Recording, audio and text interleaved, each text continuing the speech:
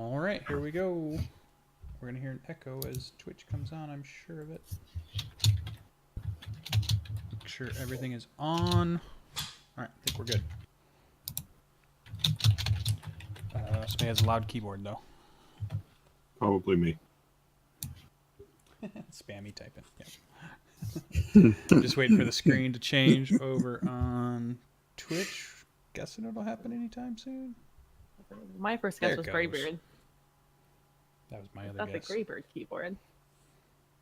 Right. Except I've taught myself to type quietly, or try to, because when I listen to the videos, I can't hear me typing, and I'm like, okay. And again, it could just be my old man ears. Definitely old man ears. Okay. So, we're going to start playing Dungeons & Dragons. Alright, so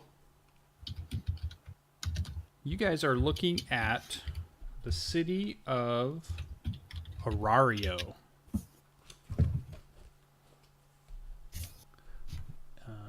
I will type it in chat for you. And yes, I know you have no character sheets yet, but you know, what do you need them for? So O-R-A-R-I-O. City of Orario. Just as kind of a prelude to this, we have a scene that's the cutscene to our episode, which is where the credits are rolling, where it says stuff like, tonight's Dungeon Master is Sir Lucian's Gaming, and then the next credit would roll, and it's like, we have the player PB plays inside, and then the next one, and Greybeard's Tavern, and Spammy or the Admiral on the screen here. He can't pick his name, so he's got to have lots of different names. It's my fault. In which they'll all be playing characters soon once we figure out which those are. So welcome to the stream. If you are in, it might just be us at the moment. If you're watching this on YouTube, this is Friday night last minute one shot made on Roll20 D&D 5th edition. The game is set up in about, well, I guess I've had an hour now. But in my mind, I was working through what I wanted to do for this adventure for the last 3 hours and only wrote down stuff in the last hour. So we're going to see how this turns out. So let's jump in. So then during the credit screen, we hear a disembodied voice, which is way better than mine. We would probably hire a true voice actor or somebody with a soothing voice. And they would be saying to us, and we'd be like, oh, this is super cool, as we see different shots of the city. And you can see another shot. There's a handout out there also, which you guys can also see Orario during the sunset, just to give you another kind of look at it. I'm about to bring it up so that the viewers can see it too, just for a second. Oh, it's a small one. I was hoping it was going to be bigger than that. All right. So we hear this disembodied voice, and it says, long ago, we the gods descended to the lower world of you, our children, seeking excitement. And so we decided we would live here in the lower world forever. Sealing our godly powers away, we would live happily, surrounded by discomfort and inconvenience. The only thing we could grant to you is the blessing, the power to fight monsters. Those children to whom this power is granted become family to that god, also known as Familia. In other words, you are my family now. And it kind of cuts into a scene where we see the city, and we're going to go ahead and start seeing some of our characters. But let's talk about our main character, the city itself, Orario, for a minute. So this is a city of many districts and peoples, the largest in all of the lands, a place of many wonders and home to the Delve, which you can kind of see there's in the middle. This is a multi-layered monster lair, right smack in the center of town. All manner of cultures and ideals living within the city, and it's as varied as its own people. Districts of merchants or churches, districts for the rich and the poor, districts for the artisans and the workers, a place where a dozen styles of architecture converge to create a menagerie of sights and sounds. On the outskirts of this walled wonder are farming villages and communities, and this is the place where you are from. That's you, our players. All right, so we have this is the biggest city that you know of in the area, all around. We have some villages and communities on the outside of the walls, which are mostly there to provide the farms and the different things that that the city might need to survive. But it's basically a big city in a nice land. The one main feature that you know of, although there are some other features, there's a coliseum here. The architecture ranges everything from stone that may look kind of out of game in the Roman style type buildings, coliseums, and not ivory, but they used a lot of marble and such to build, statues and pillars and that kind of crenellated architecture. But then you'll also see kind of Tudor style, which is kind of more of like, white walls with wood and slats and such. And then you might see in the lower districts, the poor districts might be more ran down, ramshackle. So all kinds of different cultures of architecture in all kinds of different areas of the city. But you guys are from outside of the city. And what we're going to do is we're going to have you pick your name. And we're going to start assigning you a character sheet. Everyone shall be human for tonight's adventure. Though the city is home to many races, for tonight you guys will be playing human. And you're going to go ahead and pick an age between 16 and 20. All right, so who would like to pick their name first? Maricao. So it's PB wants to pick her name first? Mm-hmm. All right, I'm going to give you a character sheet. We're going to edit it. It's going into PB's journal and save changes. So now you are able to go in and change your character's name. And go ahead and give us like what your name is and then a last name, which would be your family name that you're coming from. Let's see. Well, as a quick note for Lucian, I only see bio and info. There's nothing else on this sheet. Oh. But Oh, you're right.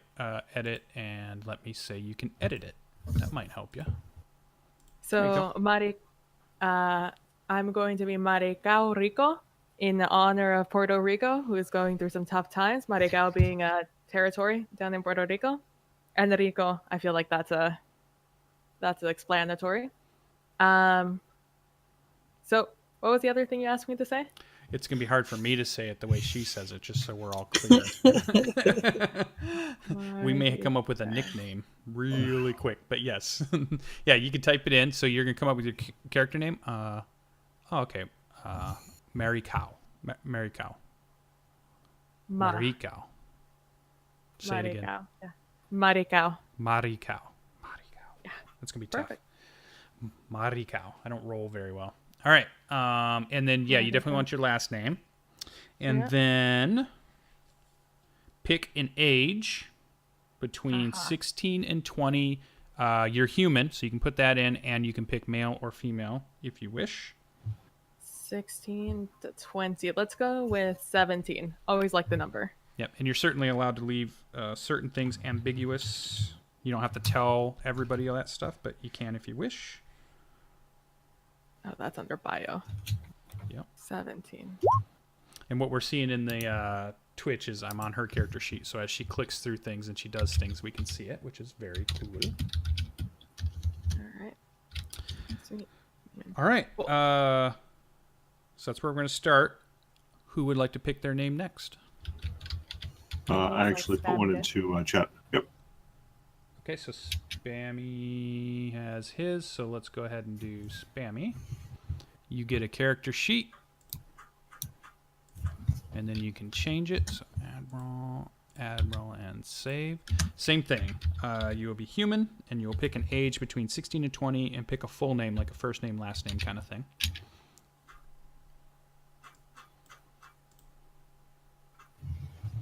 So what? Oh, you said it was in chat, but what did you choose? Marco Rickland. All right. Nicely done. All right, that leaves us Graybeard. Are you ready for your character sheet? Do you have your name? Yep. I'm going to be Marius Quinque. All right, I like it. And I will save. attempt to type it. So there we go. We got Marico? Maricao. Maricao. Like a cow. Oh, because I Cow. saw the Rico there, and my brain just immediately went to Rico. I'm just calling you Rico. We're last naming you. Rico Suave. Maricao, Marco, and Graybeard will change his in a second. We'll see it right up on our screen. All right. Character sheet. There I am. Maybe since the Admiral is has an M name, I'll grab something else real quick. Hey, you can all have M's. Yeah, we The can all three be M's. M's. Eminem All right, M's. that's Three fine. M's. That's fine. You're like Eminem and Eminem. Triple M, man. Maricao, Marco, and Marius. Marius. I don't know how you say that in Spanish. Maricao. Marco. It makes me want to say Mardi Gras instead Mardi of Gras. Maricao. Maricao. Oh, there you go. Nice one. All right. All right. You also can choose human, and you choose your age between 16 and 20. I'm already a barbarian, it says. Moving back around, we're going to test some of your RP skills here, your imagination skills. So, Maricao, describe your family that lives in this community outside of the walls. So, tell us a little bit about your immediate family. Let's see. Maricao, the Rico family, true to its name, is a wealthy family. You can find them living on a villa down near the sea. Great view. Her mom Isabel is a nice mom. I mean, she's a typical house mom. You know, never really did much. She takes care of the house. And by the house, I mean she lets the maid take care of the house. She basically takes care of herself. Mm-hmm. Let's see. And her father Dorado, Dorado Rico, amazing name if you speak Spanish. Dorado, he's actually a really fun guy. He's a fun guy. You know, stick thin man, can never gain a pound, poor guy. He's tall, he's lanky, he has shaggy hair, which is odd for him. Always nicely tailored, always looks good all the time.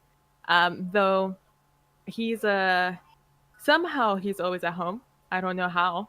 He's the real money maker, the bread maker. He has a job doing something. Not that Maricao ever really cared. She just got her allowance, and she has a younger brother. Her younger brother, being named let's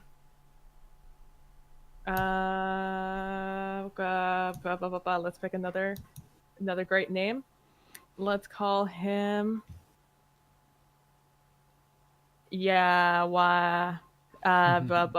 Salinas. We'll call him Salinas, which is great. That's a last name in Spanish, but none of you have to know that. Salinas. He's it's a younger fantasy brother. world, man. Yeah, exactly. 10 years my younger? Is that how you say it? He's 10 years younger than me. Mm-hmm. And he's it's actually he's really into himself. He doesn't really speak to anybody. Only us, the family. Not even extended family, just us. Which extended family, a lot of them that exist. We speak to a lot of them. But for close family, that's about it. Oh, and our maid nanny, live-in maid nanny. Her name is her name is Benuelas. Benuelas. She practically raised me and my brother, and she's a great family friend. She's basically our tia, our aunt. We barely recognize her as our maid, Awesome. except she does all the work.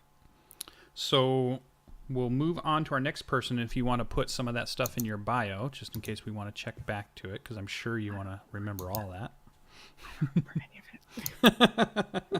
You can make it up again as we go. Shall we go to Marius? Do you want to tell us a little bit about your immediate family that lives on one of the villages on the outside of the city? So, my father's name is Leviticus, and he is the village mortician, not a death priest, not a no. There's no religious connotation of what he does. He's more like a bone grinder and a cemetery man, more or less. But that's what our last name means, is mortician. And my mother died when I was very young. It was taken by a pox. And I seem to remember my father used to do something else, but after my mother died, he's been this mortician. And Marius, doesn't want to get into the family business, and he's been around corpses and stuff, preparing the dead for most of his life, at least most of the life he can remember. The only thing that's good about it is that we have a decent home, and we have access to lots of books. He's been able to read and learn about faraway places and things. So he's kind of knowledgeable. Okay. Compared to like the other kids in the village, and the other kids in the village never really wanted to hang out with him because he's the kid who hangs out with the dead bodies. Okay. So a bit of an outsider. These are really rural, agricultural type village populaces on the outside of the wall. So kind of get that, in that feel. Okay. And that's sort of what I'm seeing is that we live by the graveyard on the edge of the village, but that, maybe like 3 or 4 villages would bring their dead here to have them preserved or whatnot. And then once the body is taken care of, then it would go to the priests or cremated or whatever the wishes are. We were rather non-denominational in a world that I don't know, may have all kinds of crazy So, all right. So just a father, no other immediate family? No, I was just the only child. Like I said, my mother died when I was very young. Got it. All right, so you can go ahead and put that in your bio, and we're over to Marco. Okay. His family was a migrant farm working family that basically spent a couple of decades touring around the outside of the city, working for whoever needed stuff done. And in the nature of, poverty level families, he was the only out of his 3 siblings or 3 kids that survived. His younger sister died at 4 of, illness, not being able to eat properly, that kind of thing. And his older brother died at 11. So out of the 3 of them, he was the only one that made it to adulthood. And his mom actually died at an accident, kind of a on-the-job accident, when a tree fell on her.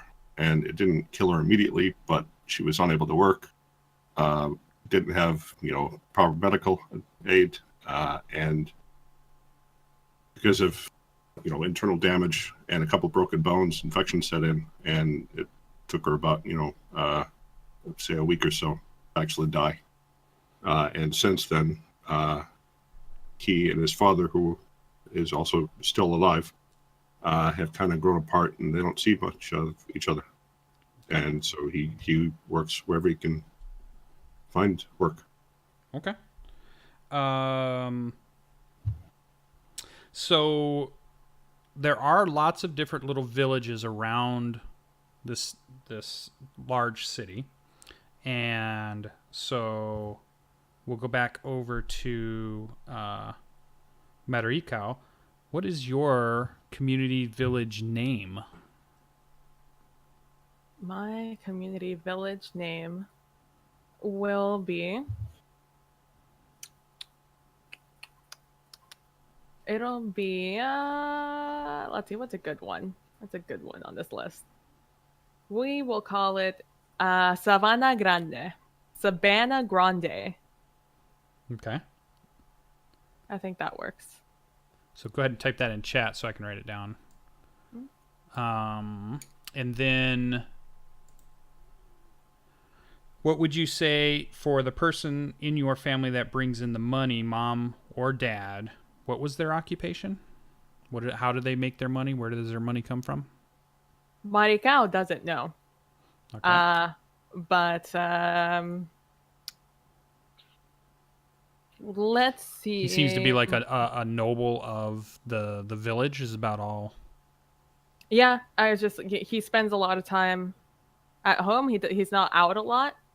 It's not like he probably works normal hours, but it's not like he goes out and stays out for a very long time. He's fun. He's happy. If you know anything about West Side Story, you could feel free to add anything West Side Story into it. Okay. But So- Maricao doesn't know. Okay. She just takes the money and doesn't ask questions. Right. Okay. Marius, you can now choose to either be from the same village or you can name your own. And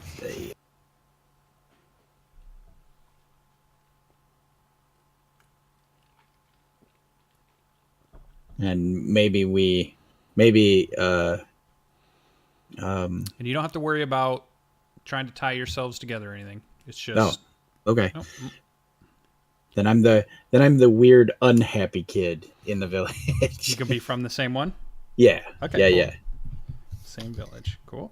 All right. And so we know your father's the mortician, so deals with funerals and the dead and taking care of the graveyard, upkeeps that kind of stuff. And then Marco, you also get to choose. You can either be from that village or you can choose a different village that you're from and give it a name.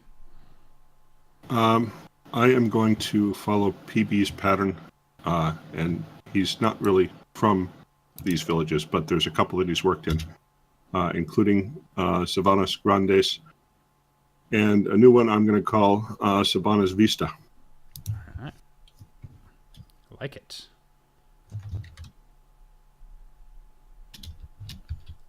All right. And, okay. So that is what you have done. That is how you've grown up for your different amount of years for each of you that have picked your ages. I saw a 19. What was Graybeard? How old did you choose? 20. 20. And PB, would you choose? She's silent. She's got someone in the room. Oh, all right. I'll check on her character sheet. See if she wrote it. She's 17. Okay, so 17, 19, and 20. And so that's how you grew up. You know, that's some of the background between, you know, your years of anywhere from being born to that age.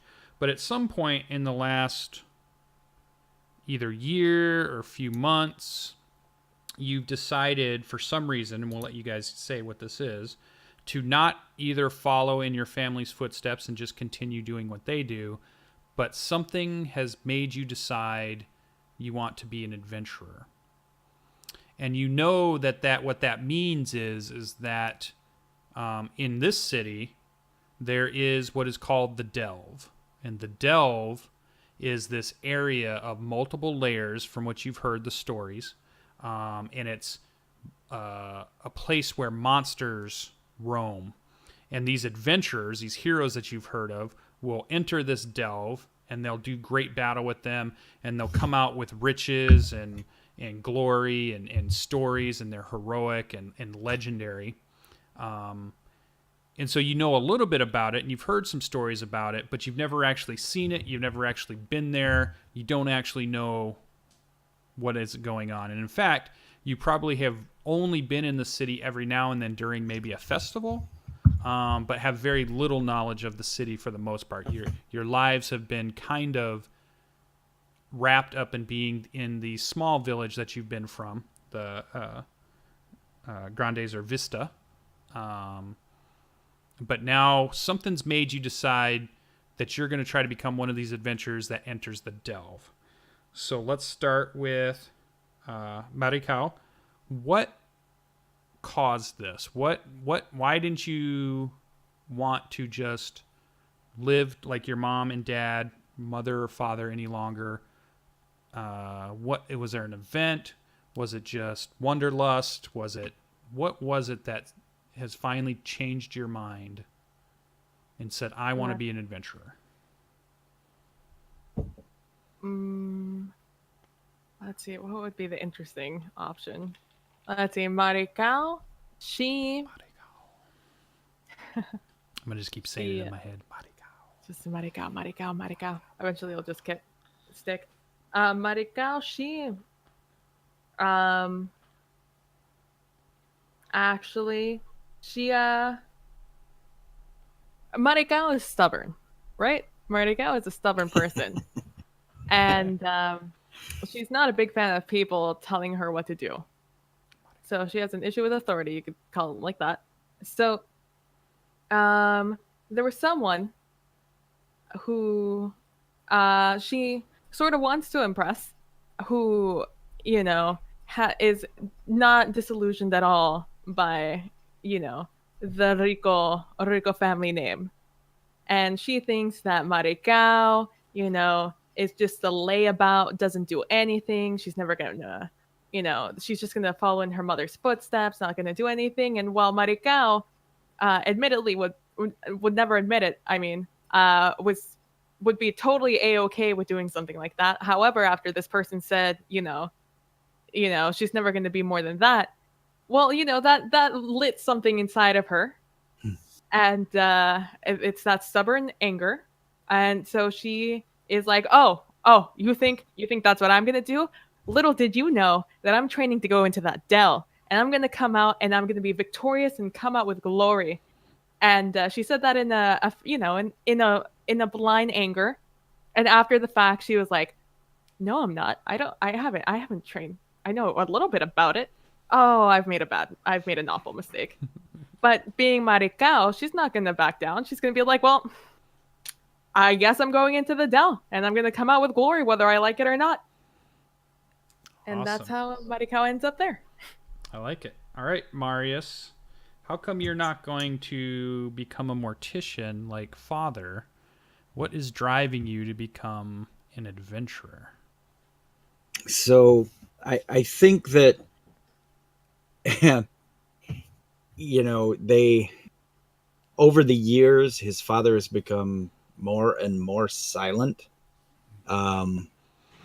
And whilst he was learning the trade and, you know, everything, it just was, the silence has grown so far that, you know, they at times they barely speak to each other for, you know, extended periods of time. And it's such a routine, but his whole life he's had access to a very decent library.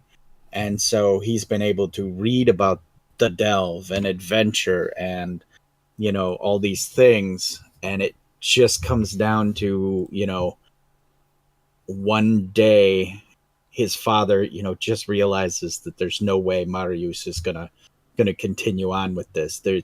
There's something within him that's more than this. And they part ways quietly, and there is a, you know, they have a mutual respect for each other, and there is a love, but there is no, it's not a loving home, you know, kind of thing. And so like I said, one day with, you know, a bundle of books and a few other items. He, shakes his father's hand and, gives him a little nod, and they just part ways. And he's off to seek his fortune in the city, kind of thing. But there's no like spry in his step or anything. He has been around death his whole life. And so he has absolutely no fear. He just is, it's just a veil of, fear. He has accepted death from childhood on. So it makes him like, in like say a village dog confronted him, he would just stare the dog down. and that aura around him would just finally make the dog stop barking and just kind of like, I don't know what's going on here. I need to paw away from from him. And so that's when he took to the road. Awesome. All right. That brings up Marco. Marco, do we know what your father does to earn money? What is his occupation? His whole family was migrant farm workers. Oh, okay. And so what the whole has family made you decide to no longer do like the jobs you were talking about, because you were kind of going from village to village doing odd jobs? What's made you decide to stop that and try to become an adventurer? Well, he's discovered over the past few years that he had some skill in making flint weapons, knapping, if you're familiar with that term.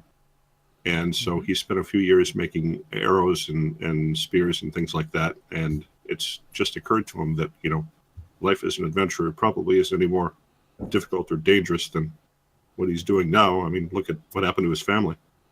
And he's already kind of familiar with, the tools of the trade. So why not just give it a shot? Okay. Awesome. All right. So that brings us to... All right. So each of you then having this idea in your mind, and maybe it's something that you have struggled with or thought about. Either one of you could have, maybe it's been several weeks, maybe it's been a month you've been thinking about this. Maybe some of you, it's just like this day I'm going, but it all kind of happens during this about the same day. And you ask around at your village about, well, we've heard the stories of adventurers, but you've never really heard any stories about how someone becomes an adventurer. And when you ask around the village and you listen to some of the old timers, or you talk to some people that were probably ex-adventurers themselves within the village, each one of them, to each one of you individually, you're given a name to seek out in Arario. And that you find out that if you speak with her, she will be able to kind of guide you in what it is to be an adventurer, so that you can kind of make your decision. And when you're talking to these other people, most of them are just people that have heard the stories. They don't actually they're not adventurers themselves. So it's mostly just about, stories that they've heard, legends.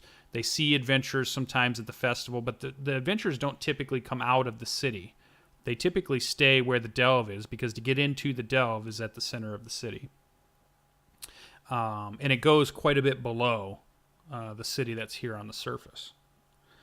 So you're given a name, and you're given a name to seek out Miss Ina. And I'll put it in chat so you guys have it.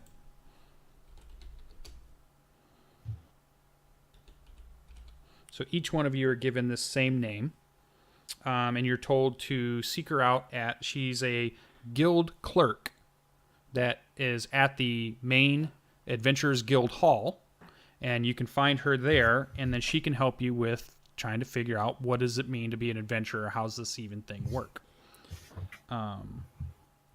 So when all of you kind of have traveled, and it just coincides, it's like one of those things of fate, that it's the same day each one of you has picked, and each one of you has, packed on your back, which not much.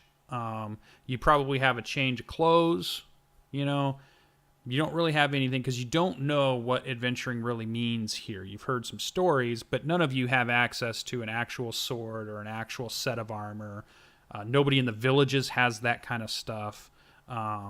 So as you enter the city, you come in through the gates of the wall, and you begin to walk down these great, giant cobblestone roadways.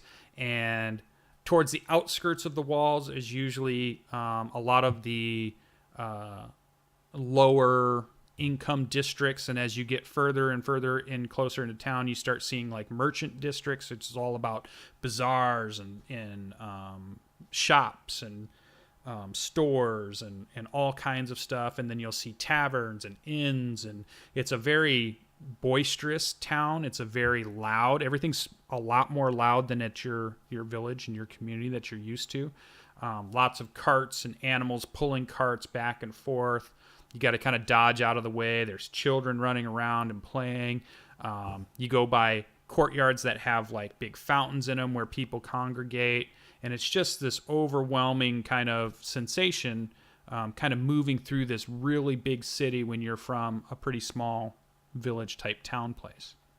You're overwhelmed with sights and sounds and smells and things that are going on. And you see all manner of people, all manner of races of people, people with pointy ears, people with tails, people with fur, different color eyes, all kinds of colors of hairs and hairstyles, all kinds of different clothing styles. And then every now and then you're passing, like you recognize the quintessential kind of adventurer look. You know, he's got the person's got the big adventurer backpack on, or they've got armor, they got weapons, and they just kind of emanate that idea of adventurer. And maybe you ask around a little bit here or there, and they kind of they point you to where the Adventurers Guild building is, and you get to that, and it's this big kind of Tudor-looking building, many stories high, lots of adventurers coming in and out. It's a big grand stairs that lead up to it, up to some doors, and then inside it's this big bustling area of like big front desks with lots of people at the front desk, adventurers going up and talking. There seems to be an area where there's like bars and people are exchanging money of some sort. The money you would know in this world is called a valis. So we trade in valis, and that's sorry, there's Miss Ina. So the money system is VALIS, and I'll just say equals money. There you go. So you're familiar with the trade currency is called valis. So that's, and so you see there's money being traded and things are happening. So this Adventurers Guild seems to be kind of the hub of this adventure market of whatever this is.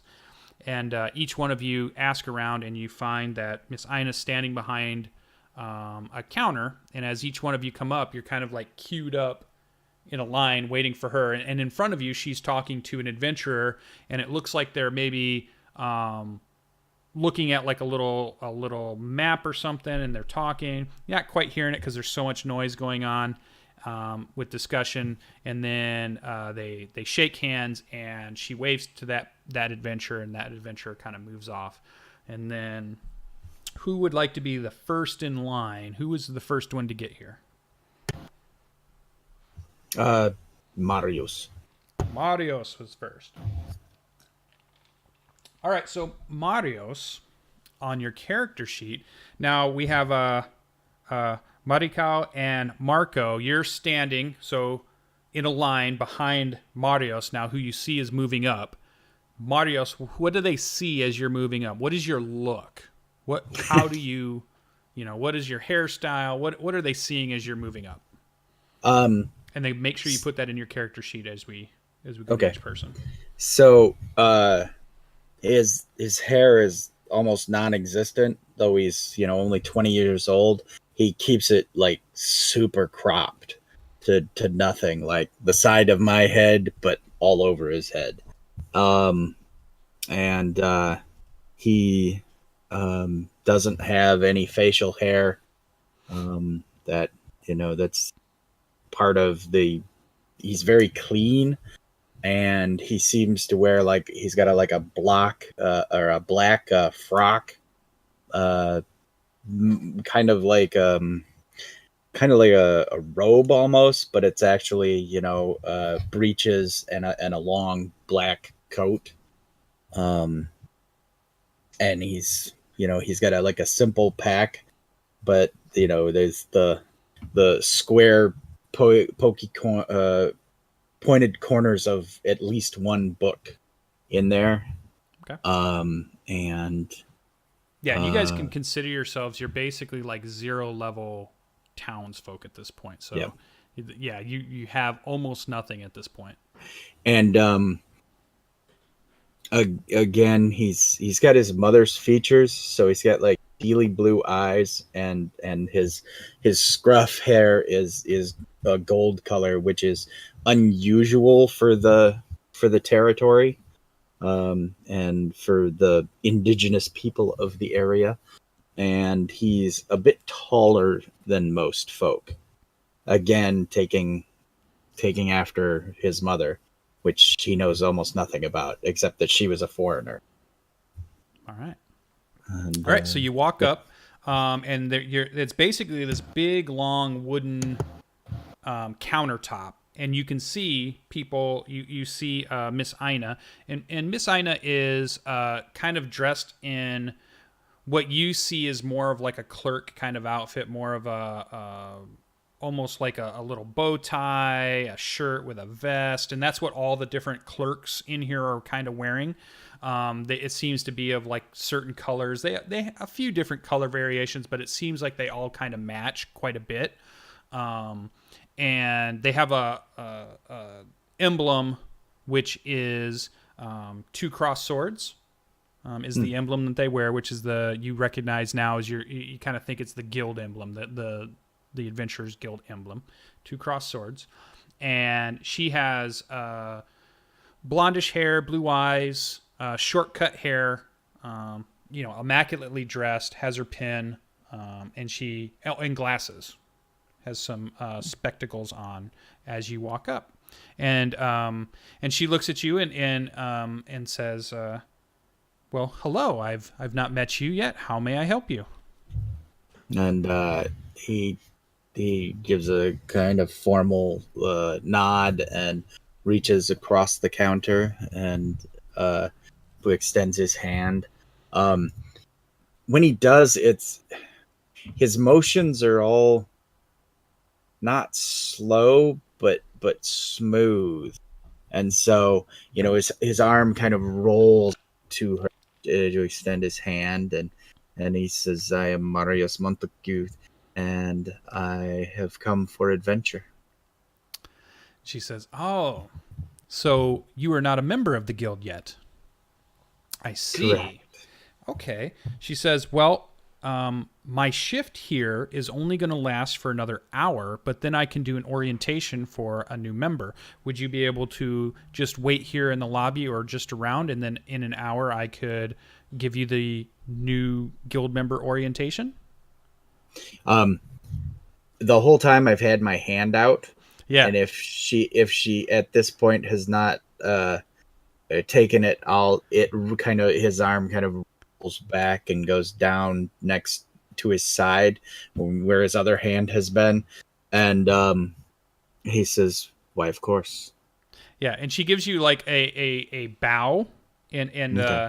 It says, well, it's a pleasure to meet you, Marius, and I shall be done in just an hour if you would just but wait, and then we can get you set up and started. And he bows back, noting the custom, the more urbane custom than the rural handshake, which he was never comfortable with in the first place.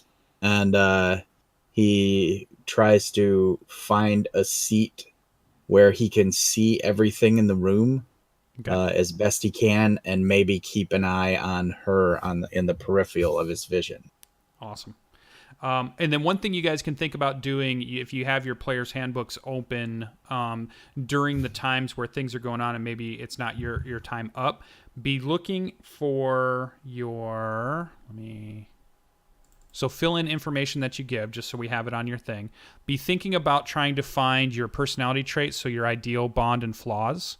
So keep an eye out for things that might match what those are, because we'll use those. That's how you're going to get your inspiration for the game and such. So, during the just keep in mind that you want to fill those out, and as this character is developing in your mind, what their ideals, bonds, and flaws might be as we go through. All right. Awesome. All right. So, you kind of turn from the counter. You see that there's a line of people that have queued up. There's different clerks there, and they have lines of people, and you see adventurers coming up, and some of them seem to be dropping stuff off. Some of them seem to be picking stuff up. Some of them seem to be exchanging some money for some reason. Some of them are asking questions, and things are going on. Not quite sure the whole spectacle of what's going on. It seems you get this impression as you're starting to walk away, and then you can tell me kind of where you go after this. You get the impression that you had no idea adventuring was so formal, like it's so like they have debt. Yeah, bureaucratic. Yeah, you're like, that's not anything like what I thought. Adventuring was, slaying things with swords or using magic and all the stuff, and here you are in a very bureaucratic kind of function going on. So there's that in your mind. You're thinking that over, like, this doesn't seem anything like what I thought. Okay, so as you kind of walk off, in this area, there's lots of benches and places that, in the immediate big room that this is, because this is a big giant, like probably 100-foot room or more. It's a big building. Almost think of it as like maybe like a large DMV, but not. I want to say that in the way that you have counters and you have people behind it, but you're not getting the DMV feel from the people. Everything seems cheerful. Everything seems actually functioning well. It's not like everything's taking very, slow. It's all working. It's like a well-oiled machine. Also think of like a Japanese kind of office, just very efficient, everything has procedures, and everybody's following those procedures, and it's all working out really well. And you see people talking in groups of people, single people that are just waiting their turn. So where would you like? You just want to hang out here? You want to hang out on some benches? You want to go outside and look around a little more? What are you thinking about doing for the hour that you're going to wait? What in your mind? What do you think you're going to go do?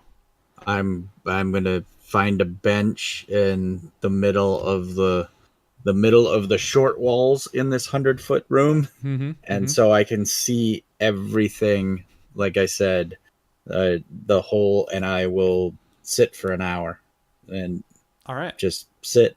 Yeah, perfect. That's your personality. Got it. Yeah. All right. Who was next in line?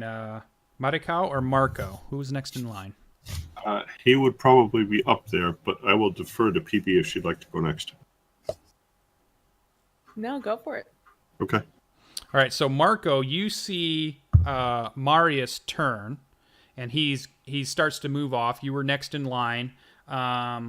Marius, you kind of see the next two people in line, so you kind of in your mind you look them over, you give them the once over. Marius, or Marco, what do they see as you're stepping up to the counter? What tell us a little bit about what you look like. He's a few inches under average height, fairly scrawny.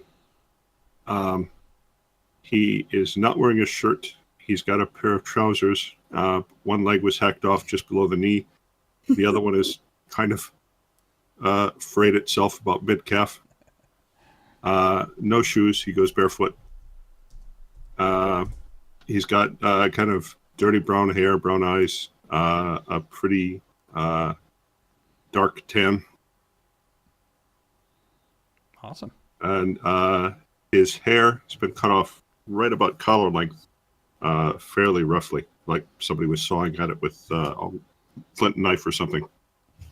Yeah, and with barely any description, I think it's funny that Sonic already knows what game we're playing. He's typing it in chat. He's picked up on what we're doing, so that's pretty funny. Yep.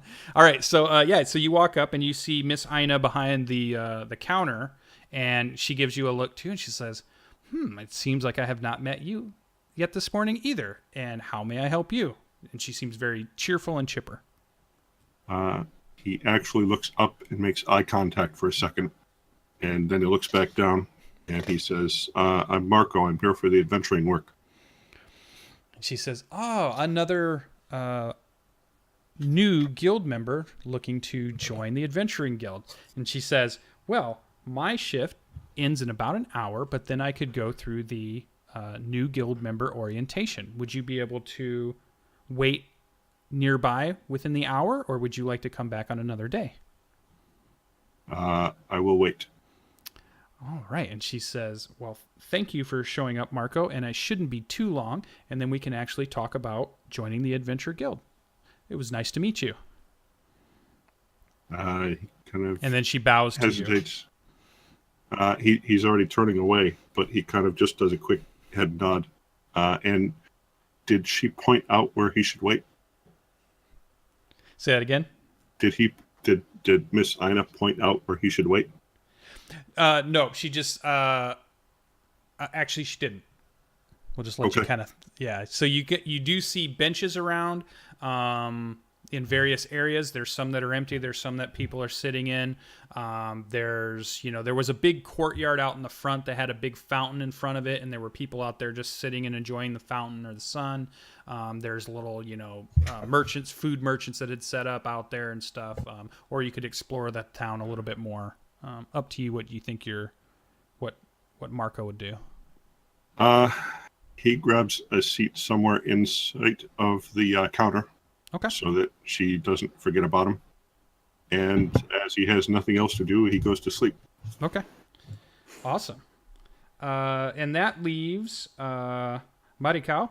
You see, you've seen Marius go up. You've seen Marco go up, and they've kind of headed off. And now you're in line. And right behind you, you keep hearing the big clank of there's a adventurer behind you. He's about 6'4", wearing full armor. He's got a big pack on. He's kind of throwing it over his shoulder, and he's kind of talking to another person that's right behind him. And they're having some discussion about how they took a wrong turn, and then they got into a bat cave that they hadn't seen before, and it was great. And it's been a good day, and they're just having this conversation about something, and then it's your turn to kind of move up and see Miss Ina.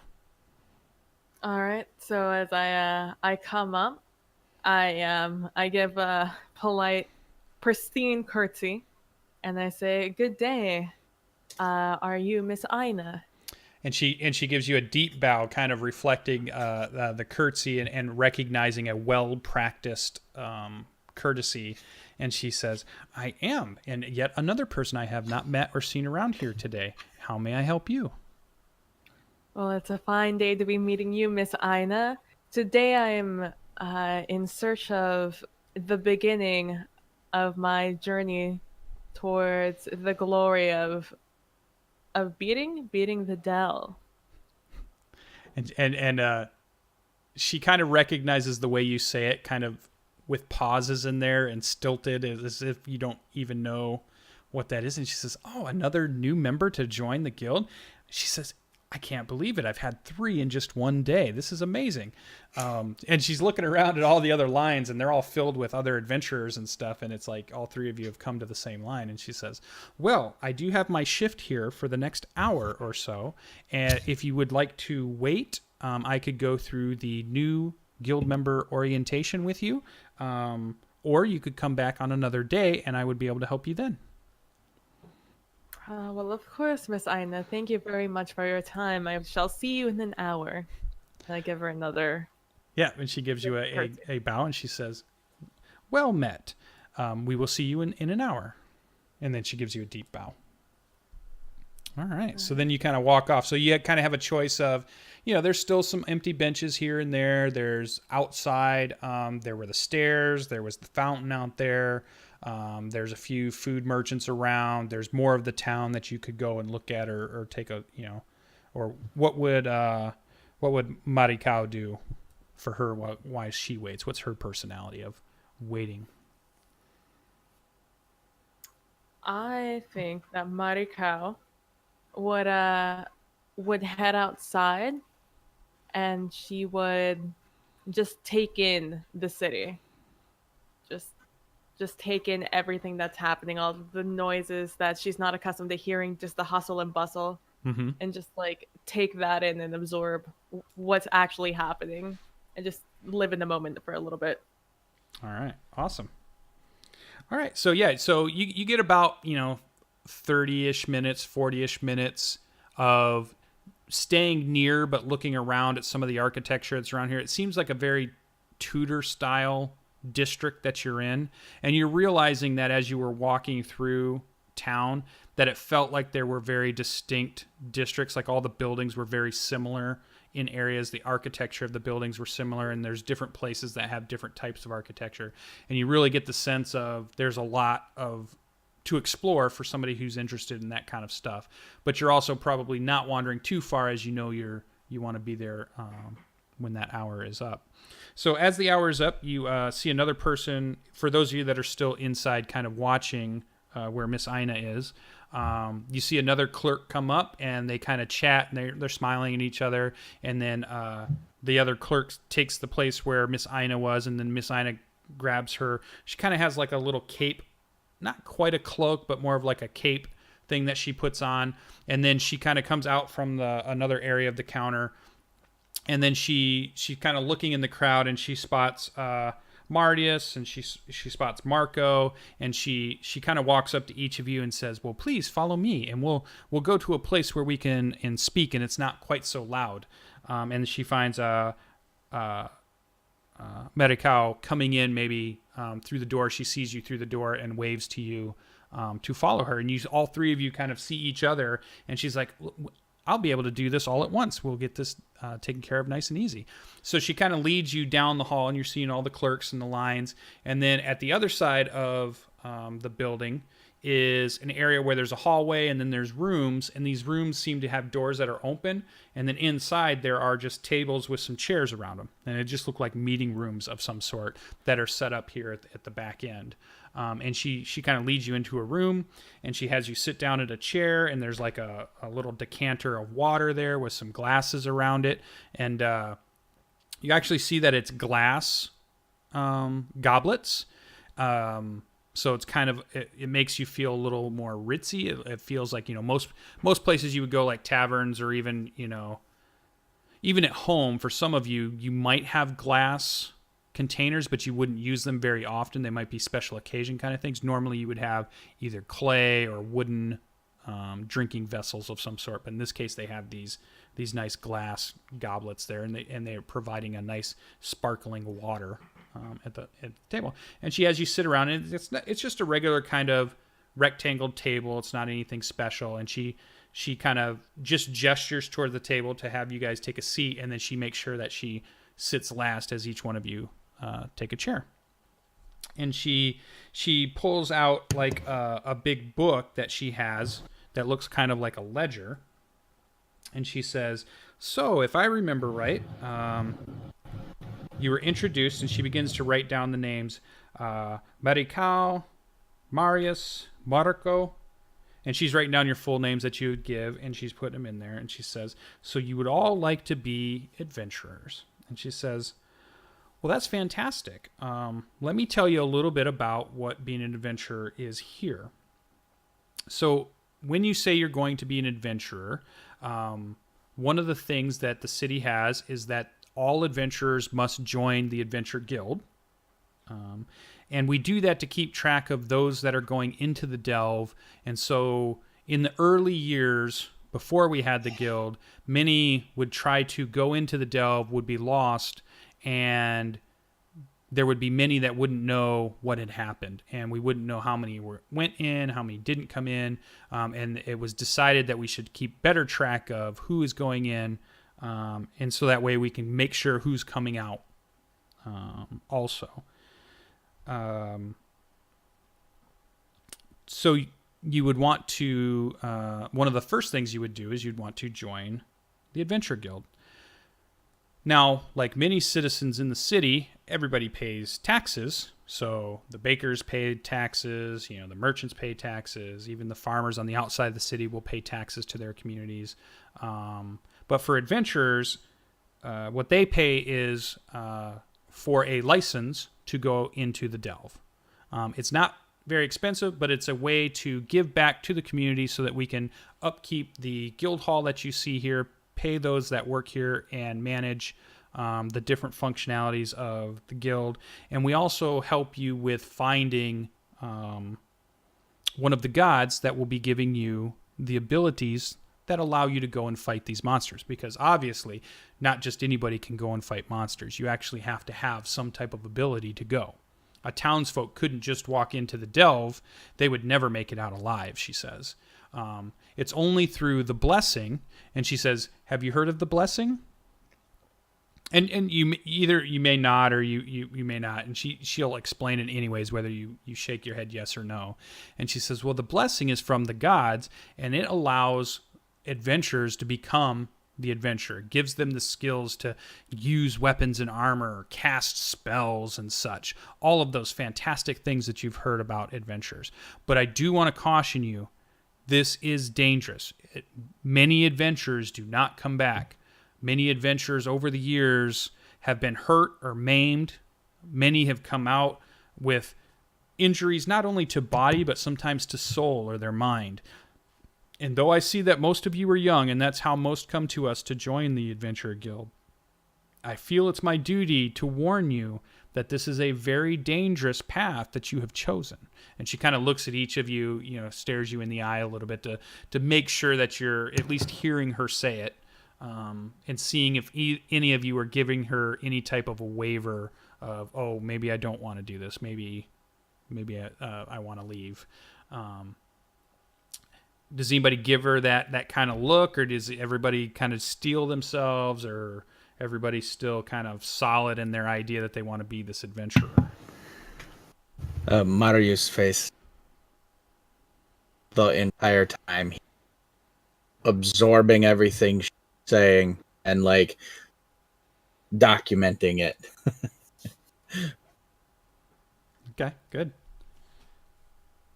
All right. Any other indications from the other two? Marco does not give any indication that he's reconsidering. Okay. Mighty Cow? Nope. And if anything, Mighty Cow, the longer she speaks, the more like puffed up she gets, and like more holds her head higher. There we go. Lots of H's there. Yep.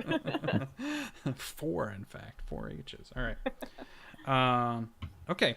So she says, and as you can see, the adventurers are in many ways like any other profession that you might see in the city. The bakers have a guild, and they, work together, and they have their skills.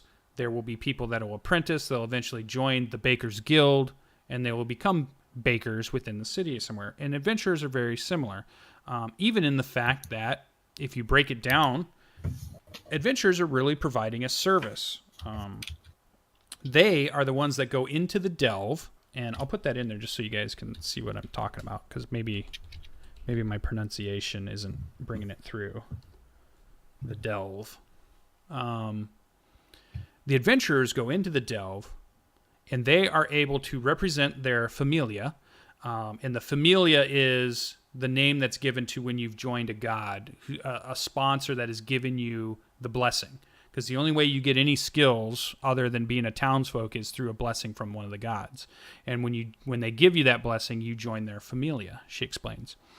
And then you go into the delve as an adventurer, and in there's all kinds of nasty monsters that you will be able to defeat. When these are defeated, they will drop the magic stones, and she kind of pulls one out, and it's like a purple crystal, and she kind of sets it on the table, and it kind of has a small inner glow to it. It feels almost like when you look at it, you almost think it moves, but yet if you stare at it, it doesn't. It has that essence of alive, but yet not. And she says, and they drop these. You bring these to the guild. The guild gives you Valis for these magic stones. And that is how you can buy better equipment and armor and all manner of exploring type tools that you may need to go further into the delve. Luckily for us, the upper levels of the delve can be considered to be quite, as we would call, lower level. They're, for those that are newer, the areas that you would want to stay in. The more experienced adventurers or the adventuring groups, they might delve farther, hence the name, lower and lower levels. And it seems that the lower you get, the more the delve throws at you, the harder it tries to expel you from its confines. Nobody quite knows how the delve came about, where it came from, or why it has its power, or why even these creatures that spawn within it attack adventurers or anybody on site. And nobody's even really sure why, when you defeat them, that they drop these magic stones. But this whole city has been built up around that, and maybe that knowledge has been lost in the ages. And this is just how it seems to be now. So when you get your stones, you can bring them back here to the guild, and then we can trade them for Valis, and then you will have, that's the way you will be able to make your money. By adventuring, by defeating these monsters and making your way further and further down into the delve, you will also be gaining skills and powers granted to you by the blessing. But I will let whatever Familia you join explain that portion to you.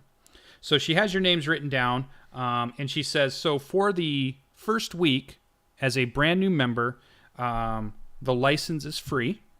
And then after that, for each week that you wish to have access to the delve, and what ends up happening, she says, is we have guards that stay at the doors of the delve, and in the morning they open them up, and the adventurers are allowed to go in.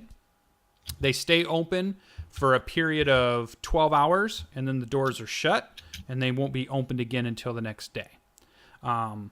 She says there are groups that end up camping inside, though that is very dangerous, as the delve itself has cycles, many different types of cycles, and the guild is here to help you with that information. But one of the cycles you want to be aware of is that during the daylight hours, the delve is slightly safer. The creatures that attack the adventurers and those that go inside seem to be less powerful at the time, or at least less numerous. Once the sun has set, the delve becomes more dangerous. More powerful creatures seem to roam and attack, and even bigger groups of them. So you need to be careful, or you need to be prepared if you're going to stay in when the sun goes down. Many adventures, especially for those of you that are just starting out, and she says to you, I definitely recommend that you only try to spend the day in there for now until you feel comfortable and you have an understanding of how the delve works. I will be your liaison with the guild, and so if you have any type of questions, you can always come to me, and it's my job to help you out and make you a successful adventurer if I can. So if there's something I can help you with, or any questions you have later on, you can always come back to me, and I can hopefully either give you that information or help you find what you're looking for. And then she takes out her book and she says, all right, I have you written down. And then she says, okay. And she looks at Marikau and she goes, and what is the name of the Familia you'll be joining? And she looks at you expectantly. Is that just the class? That's the god who's going to give you a blessing. When a god gives you their blessing, then you join their family, or what's called their familia. You become part of that god's familia.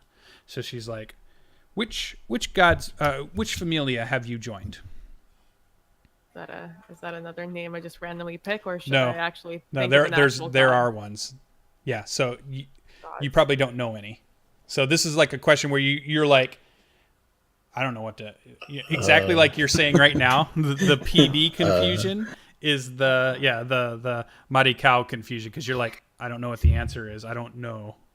Like, But I'll let you. I guess Marikau would be like, Um. Well, the word is familiar. I don't recognize it in this form. Yeah, Familia. yeah. I She don't know. slowly looks up from the book and she says, "Oh, have you not joined a familia yet? Have you not been given any of your skills?" No, not as of yet, my lady. Oh, she says, "Okay, so we need to help you find a familia then." Okay. She says, "Well, we will come back to that in a second." And she looks over to Marco and she says, "Marco, which familia have you joined?" And I she's can like shake looking my at head. her book. No sound. Um, Yeah, she waits a second if she doesn't hear anything, and then she slowly looks up and she says, "Oh, you've not joined a familia yet, so you also will be needing a familia." Okay. Marco Not- shrugs. Yeah, he's just like, not normally how it works, but okay, that's why I'm here. I'm here to help you with your adventuring career. We can help you find one. She says, "Okay, well, let me get Marius. Marius, who should I write down as your familia that you have joined?" She's And looking at the book again. and as the question circulates through them, he puts his fingers together like this, and he's obviously frustrated. And he's like, "I was unaware of the procedure to choose a familia," Yeah. and that's all he says. Okay, cool. Familia. I'll put it in so you guys can see it. Familia. She says, "Oh, I've gotten 3 brand new guild members today, and also this must be fate. It's so strange to have gotten 3 at the same time, and as you know, 3 is a lucky number." She says, "So I must help you find a familia." She says, "Okay, well, sit here for a moment, enjoy this refreshment. I'm going to go and ask which of the familias are recruiting new members, and I will be right back." And so she picks her book up and she puts the quill away, and she kind of points to the water decanters, and then she says, "I will be right back," as she bows as she stands up and pushes the chair back in, and then you see her kind of exit the room. She leaves the door open so you can still see all the hustle and bustle that's going on out in the main guild hall area. And then you 3 are kind of sitting there, either looking at each other, trying to avoid looking at each other, or what's happening at the table while she's gone for 5 or 10 Marco minutes. does not make eye contact. Okay. Mighty Cow is sitting there sizing everyone up. Just sitting there, with, how she was taught, back straight, sitting there with, although she is a little less, with a little less etiquette with her drink, rather than, holding it nicely. She's just holding it like a wine glass. Okay. Nice. I guess I do the same thing, size everyone up, but with just eye movements. I don't actually physically he moves very little. And so this was like a lot of movement for him, and then his hands went back to his sides, and he just, like I said, just eyes looking at you guys. Yeah. Okay. So outside the room, you actually notice Miss Aina is talking to another person. In your mind, you might formulate the idea of like the idea of supervisor, higher up, manager. That kind of idea pops in your head. Just the way their body language is. You can't hear anything they're saying, and it is a very I want to say congenial speaking. Facial expressions are all still happy, and they seem like they're going through their procedures, and they're talking, and they're looking through a ledger, and there's a frown, and she's like, and there's a shrug of the shoulders, and then Miss Aina bows and then says, and then they kind of depart, and then she comes back in the room and she says, "Well, okay." She says, "It's very odd that most of the Familias did a big recruiting drive recently and have filled up most of the spots that they sponsor and give blessings to the adventurers that join their group. She says, but we do have a goddess who is newer, and she gives you a look to she's trying to say it as not to frighten you or not to upset you. She's trying to say it in a confident way. Who is just this last this morning had came and petitioned the guild to send her any prospective adventurers. So I would like to, and she's going to give each one of you a piece of paper that has like a route written on. It's like a little map of the city. And then on the top of the piece of paper is the name Hestia.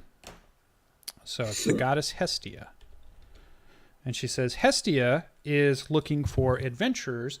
And I believe if you were to meet her and she deemed you had the qualities of the type of adventurers that she's willing to give her blessing to, then we could have you sign up for Hestia's Familia. And then we have you already signed up for the guild. And by this time tomorrow, you could be making your first soiree into the Delve. And she kind of smiles like it's it's a happy occasion and everything's working out for the better and things are good. And she's like, would this be to your satisfaction? Marco Yes. doesn't say anything but nods. It's like, He doesn't know what a "Yes, soiree thank is." you, Miss Aina. Miss Aina. Thank you very much. She's like, it's been wonderful to meet all three of you, and I have a feeling that I'm going to hear some great stories from you. So definitely in the first few days, come back to me after you have spoken with Hestia. And if she has accepted you, then I will go ahead and make the final notation here. I will give you a little license. You get a little license. And then you will be able to go into the Delve. And then once you're done, I do recommend, remember, only go daylight hours on your first couple of adventures. Make sure you give yourself plenty of time to just go in and come back out. And then for any of those monsters that you defeat, be sure to grab the magic stones, bring them back here, and then we will be able to trade them for Valis. And she says, I wish you the greatest of luck. And she says, I think Hestia is going to find all three of you acceptable. And she says, and then she bows to each one of you and then says, well, good day, and I hope to see you on the morrow. And so you guys have this paper that has basically like a little map to what seems to be where Hestia must live. Okay. All right. So to the house of Hestia. All right. So at this point, are you guys kind of moving together? Have you spoken to each other at all yet? Or is everybody staying away from everybody else? What's this looking like as you guys are exiting the room and beginning to follow the map that shows you where you're going? Marco would defer to them and stay somewhere in the back. And he wouldn't exactly follow them, but he's trying to puzzle out how to read the map. Do we each have a map, or was there only one map? She gave each one of you one. Oh. Yeah. Shall we, for convenience sake, travel together? I don't see why not. So do you After both you. look back at Marco? Bounce back. I think because of his deference, I'm just going to assume he'll follow along. Okay. Um, Okay, so you guys kind of follow the map and you wind around and you go through a couple of different districts to get where you're going. You go through a merchant district, which has lots of storefronts and there's everything from like armorers and weaponsmiths to things that are like textiles and woodworkers and blacksmiths and glass makers and just all the kind of furniture makers and just everything you can think of merchant wise. And there's lots of different places. You go through a residential area, which seems to be, of a different style of architecture.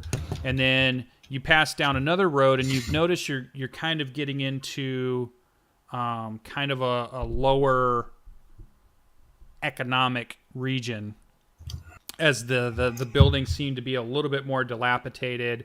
There's lots of kids running around. The people are still pretty happy. And then you continue to follow the road, and you kind of hit an area that almost seems like a part of the city that's maybe abandoned. Like there's lots of buildings that don't seem to have people in them. It's quieted down. And then as you follow this map, you come to the front area of, and I'll do a handout for you guys so you can kind of see it. Huzzah! Here we Man, go. look at you. 30 minutes and you have all these handouts. Yeah.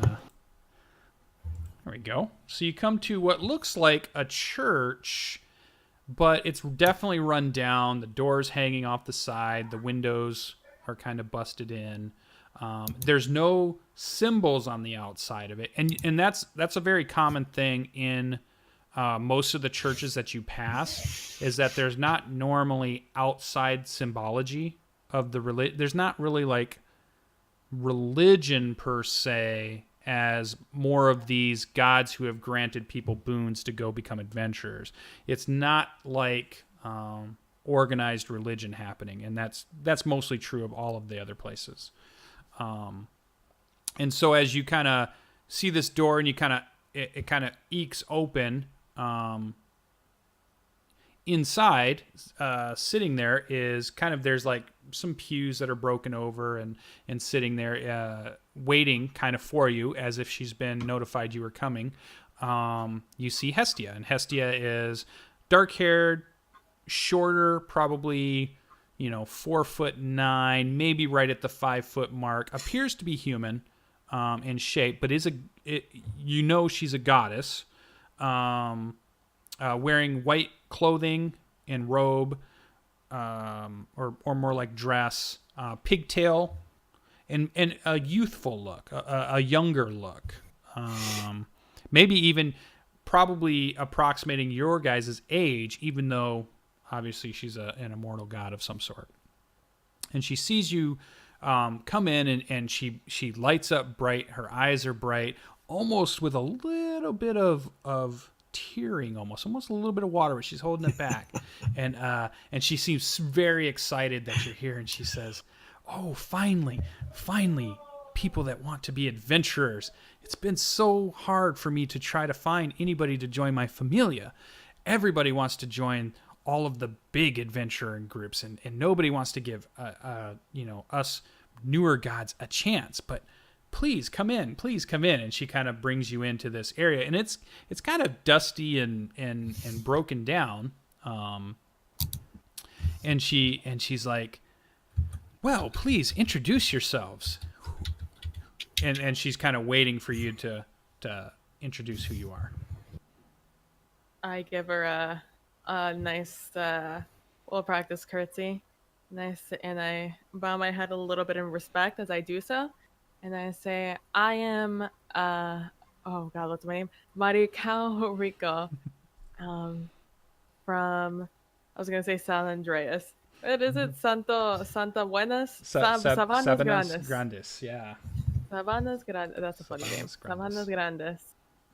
And it's an honor to be considered of joining your Familia, Hestia." And she says, "Oh, you're so polite, but please take your ease." And she says, "I know people are sometimes awestruck by being around some of the gods that walk along this earth, but I really want you to just be as comfortable as you can around me." And she's trying to be very gracious to you.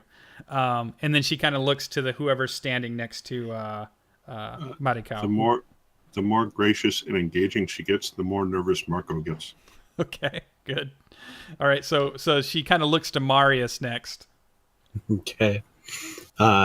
He's I am Marius Quincunque. Okay, I think. Using the Latin. And I look over at oh no, now I've forgotten your name. Phoebe, what's your character's name? Maricao. Don't worry, so did I. We're all M's. Oh my God, we are, aren't we? Yeah. Okay. M. Yeah. And I look over at Marikau and I'm like, I am also from Savannah Grande. Like, how do I not know you? But then he realizes, oh yeah, duh, I only know dead people. And then he looks back at her and at Hestia, and he says, I've read quite a bit about the gods here, and I've never heard of you, which intrigues me. And I hope that we can prosper together. Yeah, and she gives you a coy smile, and she says, it is true that up until recently I have not wandered the world as much as, say, many of my other brothers and sisters, but and she kind of stands a little taller, and she says, but it's time for me to be taken as seriously as them and to fulfill my duties. And I believe it's time, for me to start my Familia. So I am very happy that you are here, and I'm hoping that you will accept my blessing today. And then she looks over to Marco, and she, waits for your introduction. I am not even aware that she's waiting for me. Oh, and then she moves very close, and she kind of gets down in your eye level, and she says, please don't be shy. And she's like, and you are? Just runs out. Marco. Lola. Well met, Marco. You are among friends here now. I'm so pleased that you are considering joining my Familia and accepting the blessing of Hestia. She says, oh, it's such a wondrous day. And again, she's near tears once again. She's trying to contain her excitement and happiness, and very flushed face. And she says, so all of you look like you could be fine adventurers, fine young peoples of this city, and you're ready for adventure. And then she gets a little determined look on her face, and she says, they did tell you it was dangerous, though, correct? Yes. Not. Okay, she says, I will not try to nod. fool anybody to join my Familia.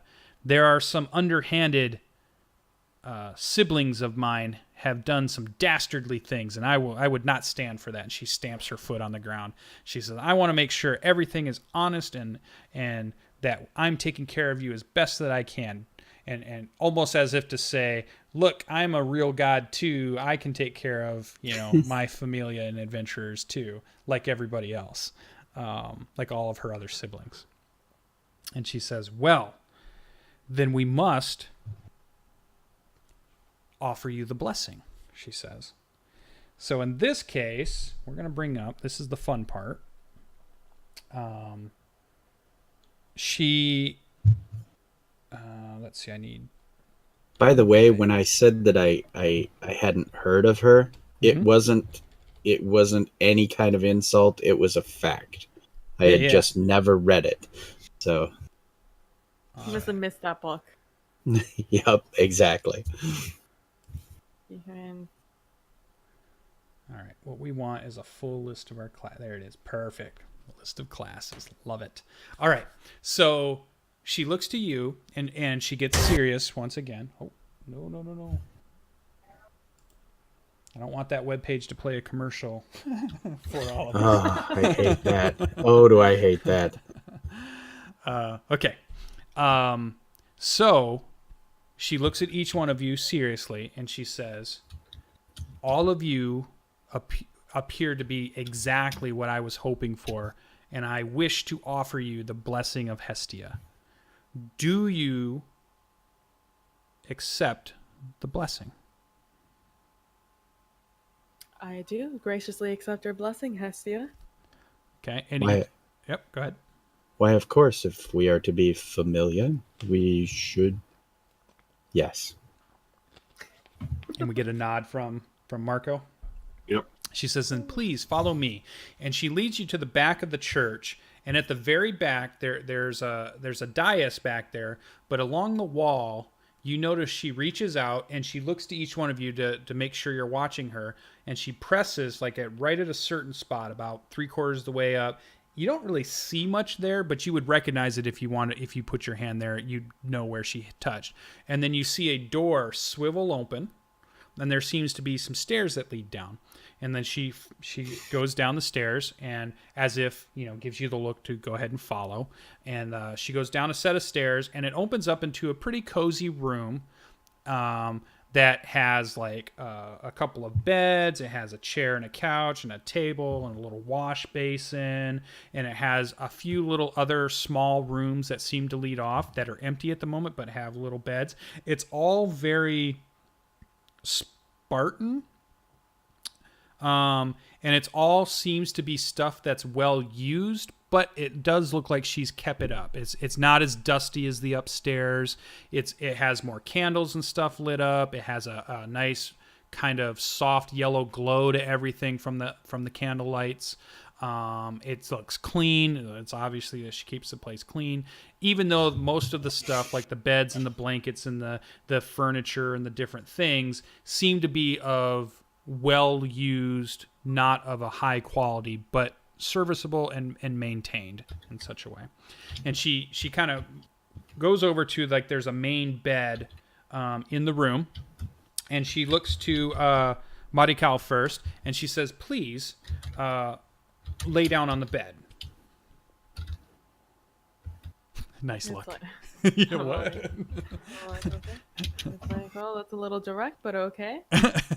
And I head over to the bed, and I just like very gingerly like sit down on it, and then I like very very slowly turn into it, and like I lay down, like I squirm a little bit, trying to get comfortable, just trying to get that lump not to be like digging into my side. Yeah, and she says, "Oh, please," and she says, "Please lay on your stomach, and I will be able to give you your blessing." Like, well, this is seeming like a weird Friday. It is. And I turn around, and I just slowly turn, and I flop onto my stomach. Okay, and even more uncomfortable, yeah. She pulls the shirt up on your back just slightly, not enough to do anything but see your back, and you begin to hear her whisper or incant. And what the two of you see, if you're looking, Marius and Marco, actually are you? So you see her kind of move the shirt up on her back, Marika's back. What does Marius and Marco do when that happens? Okay. I've been studying. I've been studying the whole place the whole time. Like, literally numbers. That bed is exactly so many cubits long. This place has this many rooms. It's all being cataloged in my head, and then I'm like, this is the procedure of blessing. Shirt moved, flesh. It's all corpses. Okay, so what you see, so what you see is you see her begin to chant. You see magical lines begin to draw, as if a magic tattoo is revealing itself on Marikau's back, and it's in the shape of like there's almost like a piece of paper.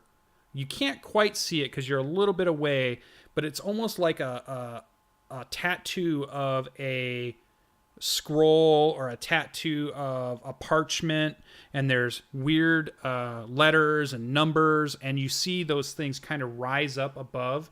The lights flicker, and Marikau, you can feel the power, like a cold, but not too cold that it's uncomfortable, but definitely a cold sensation. And you can see that, that to your peripheral, you're seeing like bluish colors and reddish colors. Something's happening back there that's casting these colors and lights on, what you can just barely see to either side of you. And in my head, I'm thinking, I don't know what I was thinking when I came here. I don't know what I was expecting. And again, none of this is, every bit of this has not been anything that's, perfect. I love it. So here's what happens. So while this ritual is happening, you get to roll a D12. Ooh, I can't wait to roll a natural 1. Roll 1d12. Yeah, I did that. Close. Okay. So you begin to feel the power, the blessing of the goddess, and it's as the ritual goes on a little bit longer, it's a very soothing ritual. I want to say sensation that you're feeling. You're very at ease. You become more relaxed.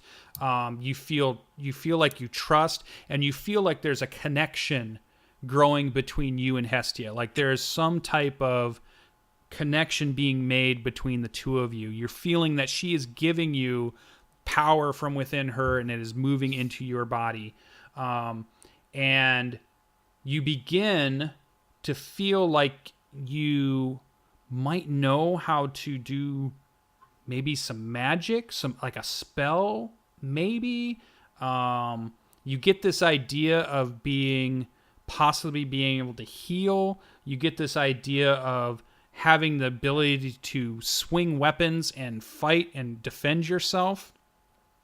And what you're getting the feeling of is some of the abilities of the cleric are kind of starting to enter your head. But you get to roll a d12 one more time. Oh man, it's the one class I don't know anything about. A 9. Okay. Now another sensation happens, and you feel those skills haven't quite coalesced yet, haven't quite formed. They're at your peripheral. It feels like they're within reach. But another set of skills, another set of possibilities or abilities or skills or things that you can do is just within reach too. And it feels like you have a choice here, and the one that you reach out is the one that you're going to get. And this one is of being stealthy and sneaky, of being able to use weapons and find weaknesses and weak points of opponents, of the ability to stay quiet, to be stealthy, quick of movement. And this is like the idea of almost like a skill set of the rogue is also within reach. So within a split second, you get this impending kind of feeling that you must choose. And if you don't choose soon, it will all fade away, and it will not take purchase as this connection between you and Hestia's blessing is happening. And you know in your mind you have to reach for one of them. Which will it be? Which one does Marikau reach for? Does she reach for the healing and the protection and the stalwartness defense, or does she reach for the sneaky and the quick of movement? Which way is Marikau going to go? Now, while playing a very angry cleric would be fun, I literally know nothing about clerics. I literally told Lucian yesterday, wow, clerics are so difficult. I don't know how anybody plays them. So Well, I can tell you being go... a first level one isn't going to be too hard for you, but No, that's true. Feel free to make a choice. This is Marikai's choice. And the dice have chosen for you. A 3 or 9, those are your choices. That's true. You're going to role play one of them. And I'm more inclined to the number 9. And due to everything I picked, personality traits and flaws and such from earlier, I think the latter is going to Okay, so on your character sheet, you can go ahead and write down Rogue first level. Mm-hmm. And now the next fun part. You get to roll your stats. You get to roll them in order that they appear on the sheet. Roll. What is it? Pain. What is it? 4d6? Yep, 46. Drop the lowest score. I don't know what that fancy button And you is. cannot have anything lower than an 8. So if anything happens to get lower than 8, we'll make it an 8. But this is about your role-playing ability. We're going to test your role-play muscles tonight. And so That's 14. so that's right at the top is starts out with your strength, I think, and then Let's go to your character sheet. So first one's strength, next one's dexterity. Okay, let's roll that one again. So that one's an 8. Well, So dex will become an 8. Oh, it's gonna be tough to be a rogue as an 8 as an 8? Which were because you got a 5 there. Yeah. So if it rolls under an 8, just make it an 8. Oh, okay. Yeah. Oh, okay. I got Yeah, it. we won't go any lower than 8. Oh, well, that's gonna suck.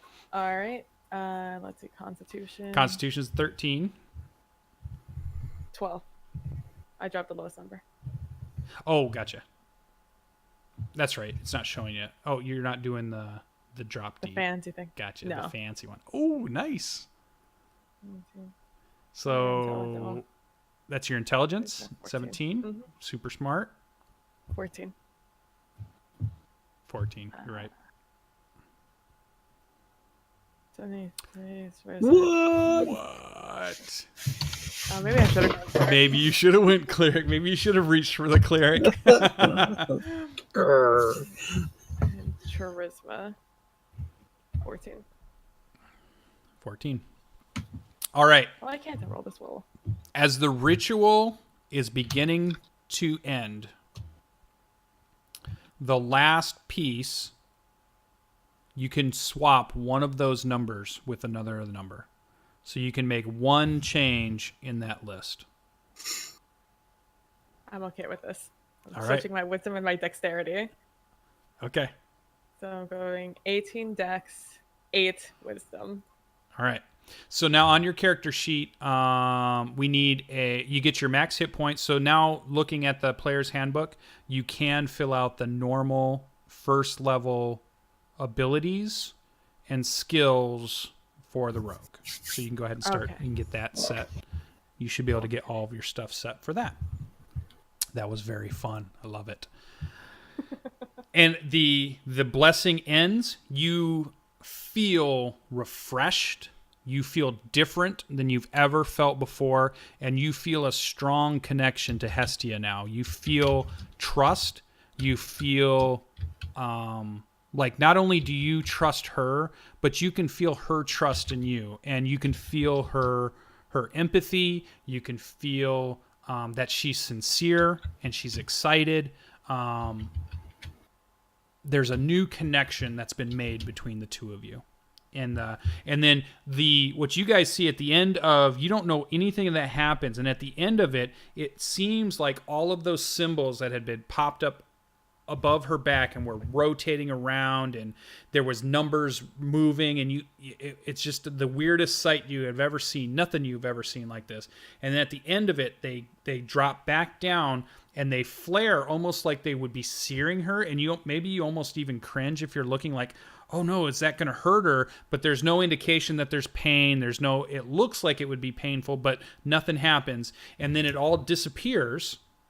And then her back looks just as normal, and she lowers the shirt again, and she kind of offers her hand to help you up, and she gives you a hug, and you're kind of a little dazed with all of the stuff that's in your head now, and this idea that you can now do things that you've never been able to do, and it's kind of flooding into you, and you just kind of maybe stumble back just a second to just kind of move out of the way and take in the whole thing that's happening. And then she looks over at Marius and she says, please, will you accept the blessing? And she kind of points to the bed. And he moves over, and because he has that long frock, he actually kind of has to take the whole thing off. And so he is shirtless, and then he lays, and he lays face down. He doesn't tilt his head, and his arms are solid to the like a corpse almost. And he says,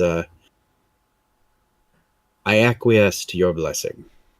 All right. And she begins the same ritual, and we see the same kind of, it's weird because it seems like she's revealing a tattoo that's always been there, and then the lines and the light rises up from your back, and then the numbers begin to rotate on their own, and they're flashing through numbers and symbols that you don't recognize. In your periphery, you see different lights are reflecting off of the walls and making the whole room look slightly different. And we begin. So let's go, Marius. Let's roll a 1d12. D12. Oh, okay. It's just So bam. you begin to feel like you almost begin to understand the word spells, or like you're going magical effects, the ability to do great elemental things. And so you kind of get this idea in your head that you're able to manipulate something that you didn't even know existed, which was the weave, the magic of the weave. And so within your reach, not quite there yet, but it is starting to form, you kind of begin to feel those things of the wizard class. So you have that. So let's see your second 1d12. I hope you roll 12 again. Oh, okay. The sorting hat has spoken. You are wizard. So also, it's just there in reach, but something else calls to you, something from another side of you also moving in within reach and trying almost to convince you that it's the right choice also. And you get this feeling of understanding nature. You get this feeling of tracking. You get this feeling of being able to wield weapons at a high precision. You get this idea of moving quickly and being able to move through woods and forests and stuff. And what you begin to feel is the skill set of the ranger is just within reach. So now you have these two choices, and you feel this impetuous kind of nudging to say you must choose one, and you must choose one soon, or they will just disappear and float off, and you will not be able to choose them. So you have the wizard or the ranger to choose from.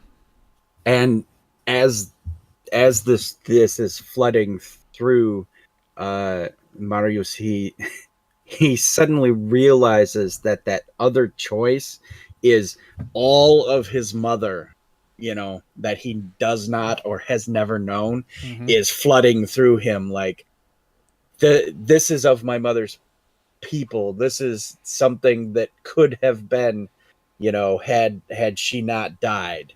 And but his very, very essence at this point in his life is so cold, and books and learning that the he is more tantalized by that connection to maybe this is the choice he should make, but he then shuts it all in and then locks it down and categorizes it and says, I hate being dirty, and I hate being in the rain, and I can't control the outdoors. And so the wizard is drawn to him. All right, so you reach for it and you embrace it, and the tattoos begin to take form, and the numbers begin to stop rolling. And all right, let's roll our 4d6, dropping the lowest in order. I need to watch this. Okay. Bam. So 13. Yeah. 13 strength. You can also type in if you want to make it easy on yourself. I believe you can type in / typing roll. would be just as much of a pain in the butt as my poor dyslexic mind. Well, once you get it in one time, you can use the up arrow to re-roll the same thing. All So right, you let's type try in it. once. So / roll 4d6 d1. Roll all together, no spaces. Yeah. / roll space, then Okay. 4d6 4d6 d1. All no spaces in that. d1. All right, I will try that and go. Okay, so 12, and then if you push your up arrow on your keyboard, it should put that same formula in again. Okay. So we got a 13, you got a 12. Okay. Oh, nice. And then send. 17. Nice. Our beefy. I know. I'm like, it's all being around all the dick corpses. I've had every disease there is run through me. Okay. And then back here, up arrow, send 13 Ooh. intelligence. Getting the good rolls. Okay. And back here and up and send 14. I'm glad one of us is going to be wise. Should have one more. Up arrow, Crazy low. 12. All right. And as the ritual begins to come to an end, one last set of numbers begins to rotate, and you're able to swap one number with another before it solidifies into the tattoo that sinks to your back. I will swap out that my mother's constitution for my father's. All right. I'll go with Swap it 17. around. Nicely done. 13. All right, so she reaches out she pulls your shirt back down, she reaches her hand out to help you up off the bed, and again you're overwhelmed with this knowledge that's flooding in your head at the moment, this ability to reach and maybe begin to manipulate this weave into spells. And you have a deep connection with Hestia now. You feel her feelings. She feels yours. You feel trust. You feel her trust. You feel her happiness in this. You feel her sincerity. There's a deep connection between you and Hestia now. And this is an individual who has, dealt with people who've been maimed in farming accidents and mauled by wolves, trampled by animals. And yet this sudden feeling of trust and connection, he almost throws up. It's almost too much for he can't. He's overwhelmed. He's got tears in his eyes, and he hugs her, very like pat. I am freaking out. As motionless as he's been the whole time.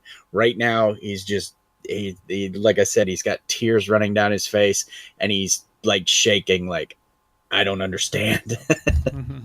And so he gets his frock on and he tries to get to a corner and order all this knowledge and take in the weave.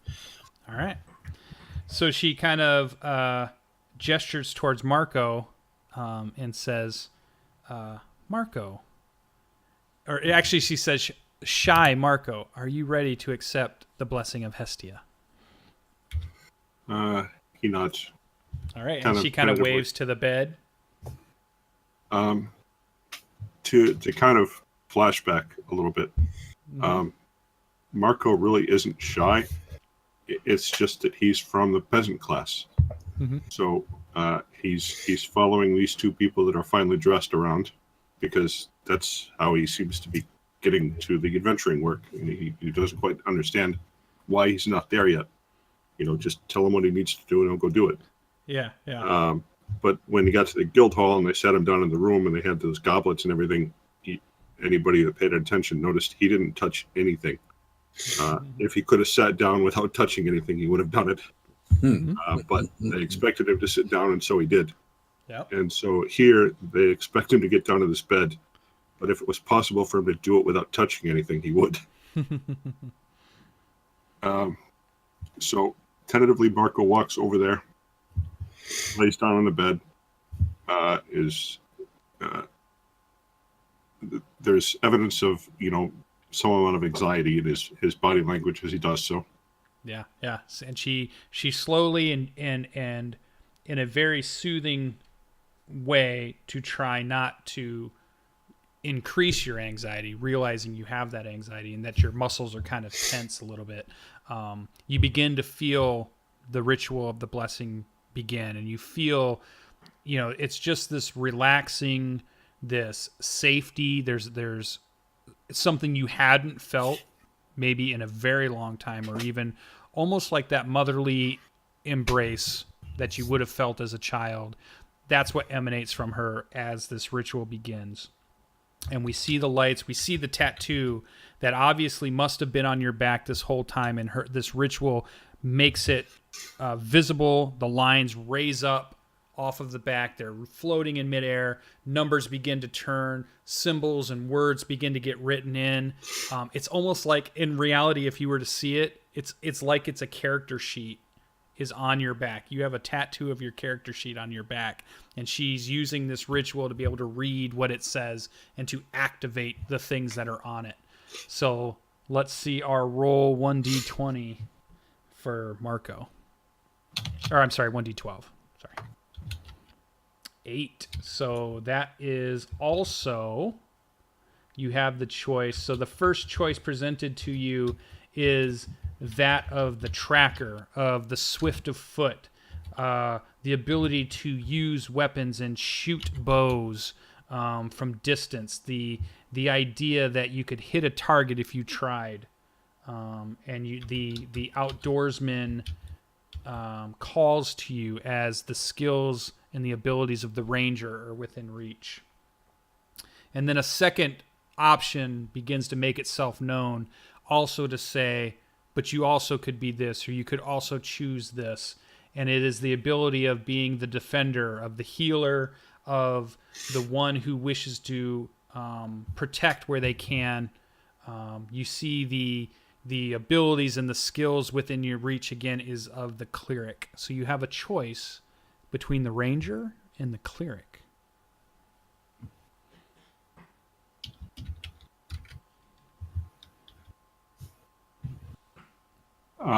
That is a really tough call for him,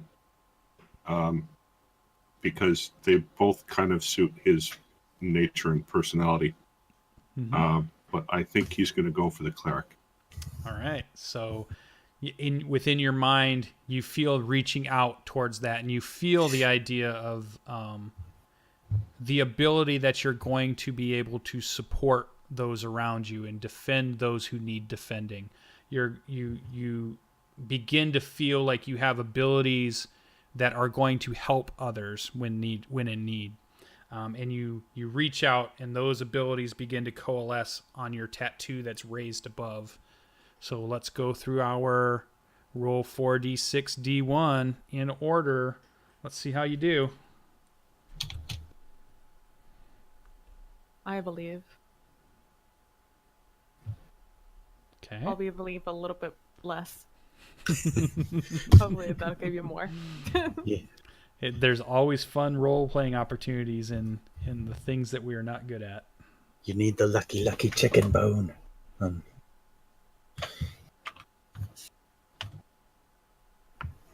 Nice. A dexterous cleric. I love it. Yep. All classes come in all forms, all sizes, all shapes, all types.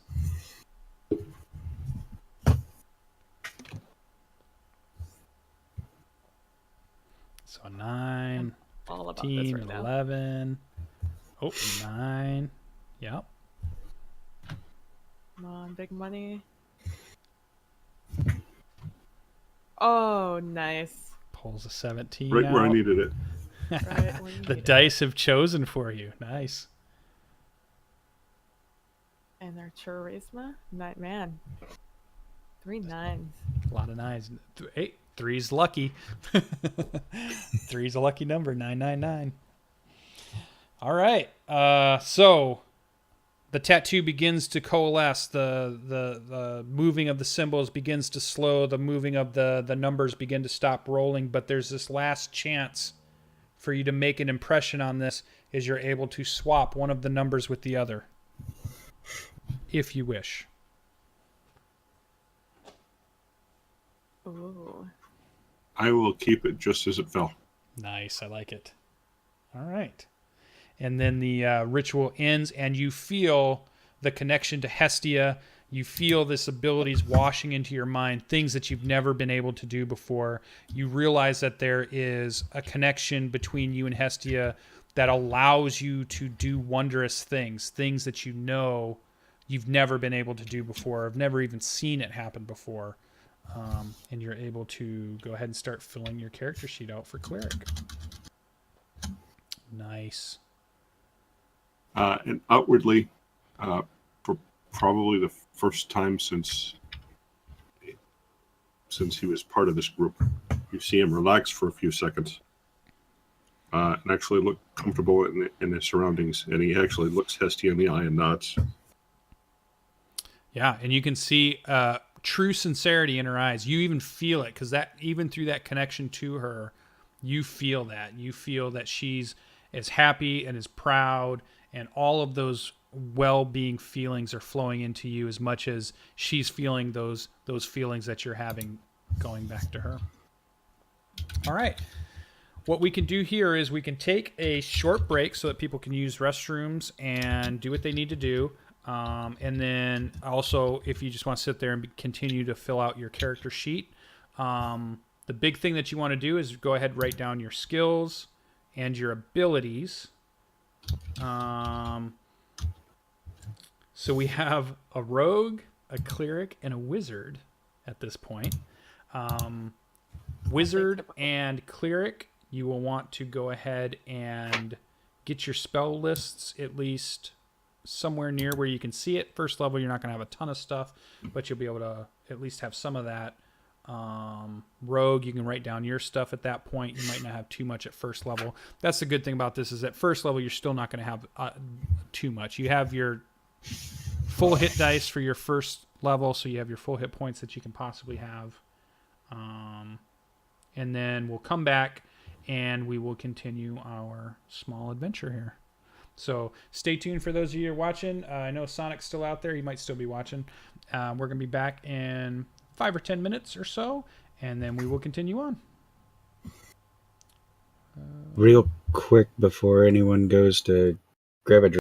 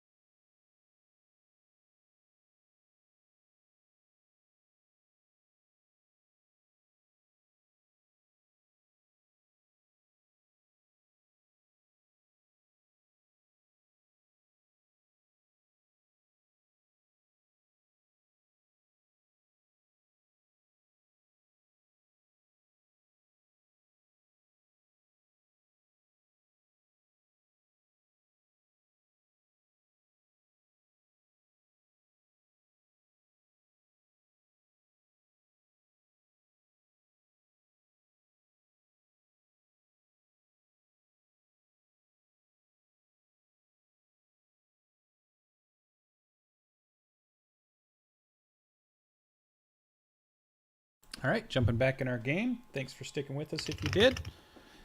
So you guys are kind of filling out some of the areas of your character sheet now that you kind of know what you need to do. While you're doing that, you do notice now that all three of you have went through the blessing, and you do notice that Hestia now seems to be definitely tired. Looks like you can see that now there was a lot of effort put into offering you these blessings, and you feel the emotion of a little bit of self-disappointment in herself, and a little trepidation, a little haggardness, being tired. And she says, now, you have the blessing of Hestia, and you are now part of my Familia. So we are all family now.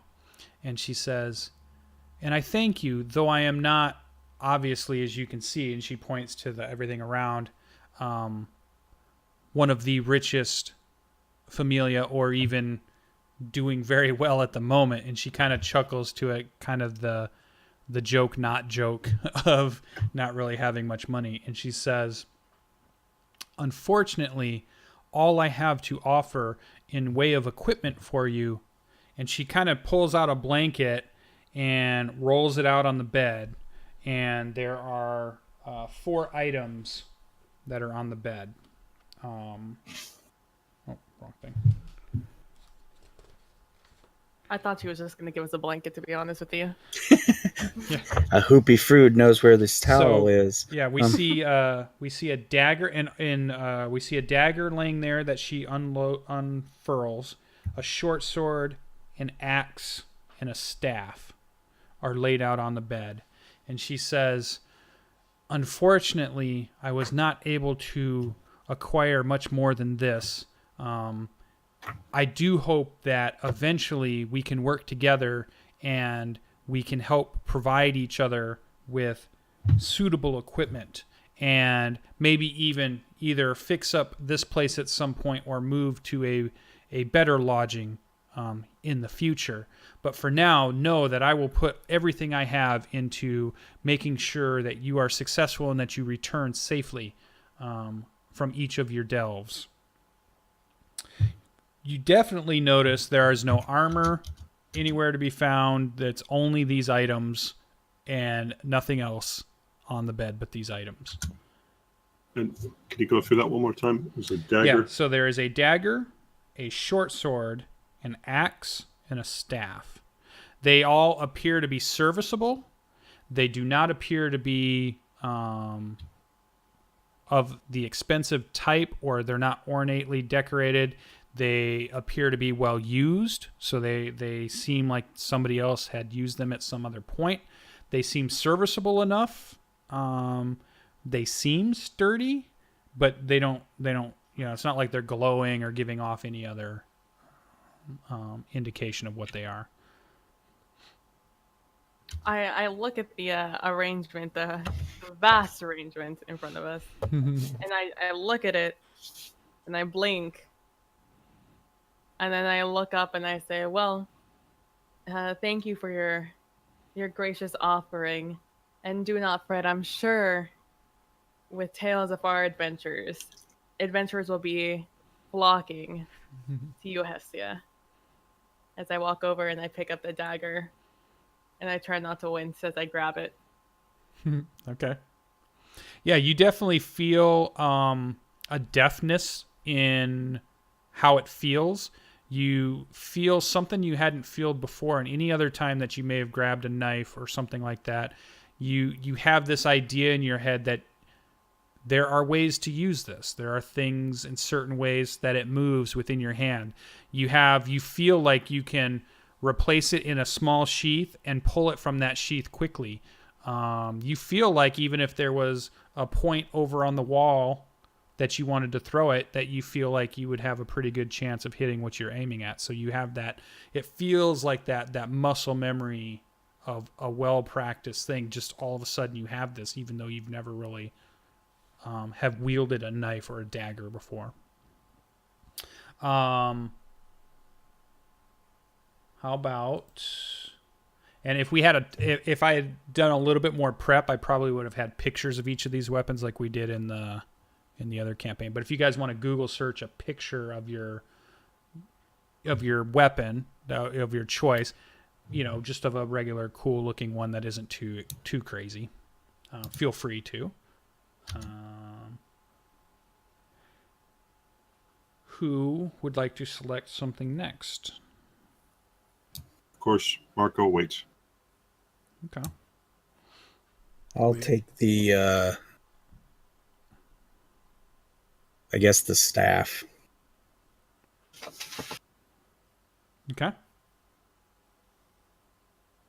If you want to find a cool one that's online, cool looking, an okayish looking one, like more of a first levels staff, feel free. And so then laying before you then is a short sword or an axe. Marco. The axe is a hand axe, right? As in simple melee weapons? Yeah. So like you can see that there's a half moon blade on one side, and there's definitely on the back side of it, looks like it's a solid, you could definitely hit something with that also, but it's not like a spike or it's not another blade. It's just a regular hand axe at that point. Okay. He grabs the hand axe.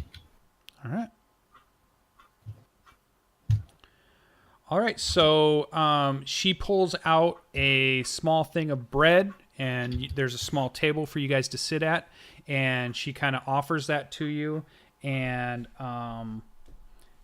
she asks you questions here and there of your family. You get the feeling that she's just trying to get to know you, make you feel at ease, giving you bread because having this procedure done has made you hungry. But you can tell she has meager supplies at this point. And then she also kind of walks you around this area, and there's a few more rooms that lead off of this area that she's been sleeping in and staying in, and there's like just little rooms that have other beds, and she allows you to pick any one of them that you can, and offers that you are able to stay here, and you're able to pick out, and what it looks like is that this was a church, and then the basement portion was where they had different little rooms, or I want to use the word cell, but not like a prison cell, but a cell where monks or the people would have stayed. So very Spartan, very basic, very rustic, serviceable, usable. It'll be warm. It'll be a nice constant temperature. No rain will get on your head type thing. All right. So she tries to do a little bit of chit chat throughout the evening with you, but not much. She realizes that after about an hour of the excitement and all of these new feelings that are flooding into you, there's an exhaustion that sets in also, and a tiredness. And so it seems like everybody retires to bed quite early. You feel like you wouldn't even, as much as you feel excited and nervous about what may come next, you can tell that the ritual took some of your energy out of you and has definitely made you tired. And she bids you good night for the evening, and that she will wake you on the morning. And you can decide if tomorrow would be your first day to make your first delve, or you can decide how you are each going to handle that. And you can tell she's a little unsure too, because she hasn't had any adventures in her Familia, so she's not quite sure either exactly how this stuff works either. So you get a little bit of that sense from her. And then she goes and she's like cleaning up the area as you guys kind of head off to whatever room you have chosen to sleep in for the evening. Everybody good? Is there anybody want to do anything there? Or we want to flash forward to the morning? Okay. Flash forward's fine. Yeah. So throughout the night, you have dreams that once you wake, you don't quite remember. They seem to be active dreams, but nothing that you seem out of place, nothing to remember. Definitely not like nightmares or anything like that. Just active dreams of some sort. And then you wake fairly refreshed in the morning. It's just before, as far as you can tell, the sun rising is. She wakes you up. She offers you bread once again.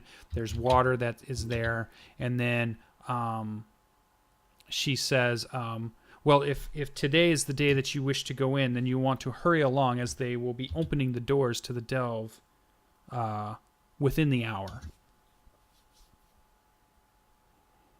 Okay. All right.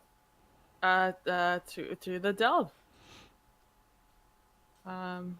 Yeah, and she gives you this encouraging emotion, this good luck. I know you'll do well. I know you'll do good. We'll see you later this evening when you have when you've done, and but also an uncertainty because she's not really sure, how this works. All right. Let's go, guys.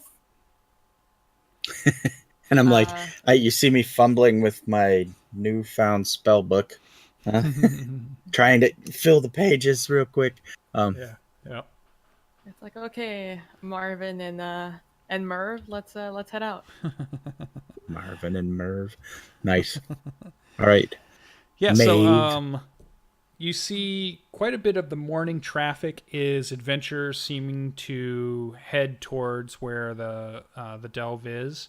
You guys you're kind of a little bit ahead of the crowd as you make your way back to the guild hall, where Miss Ina had mentioned that once you had accepted the blessing that you would come back to her and she would make it official that you have your permission to go into the delve.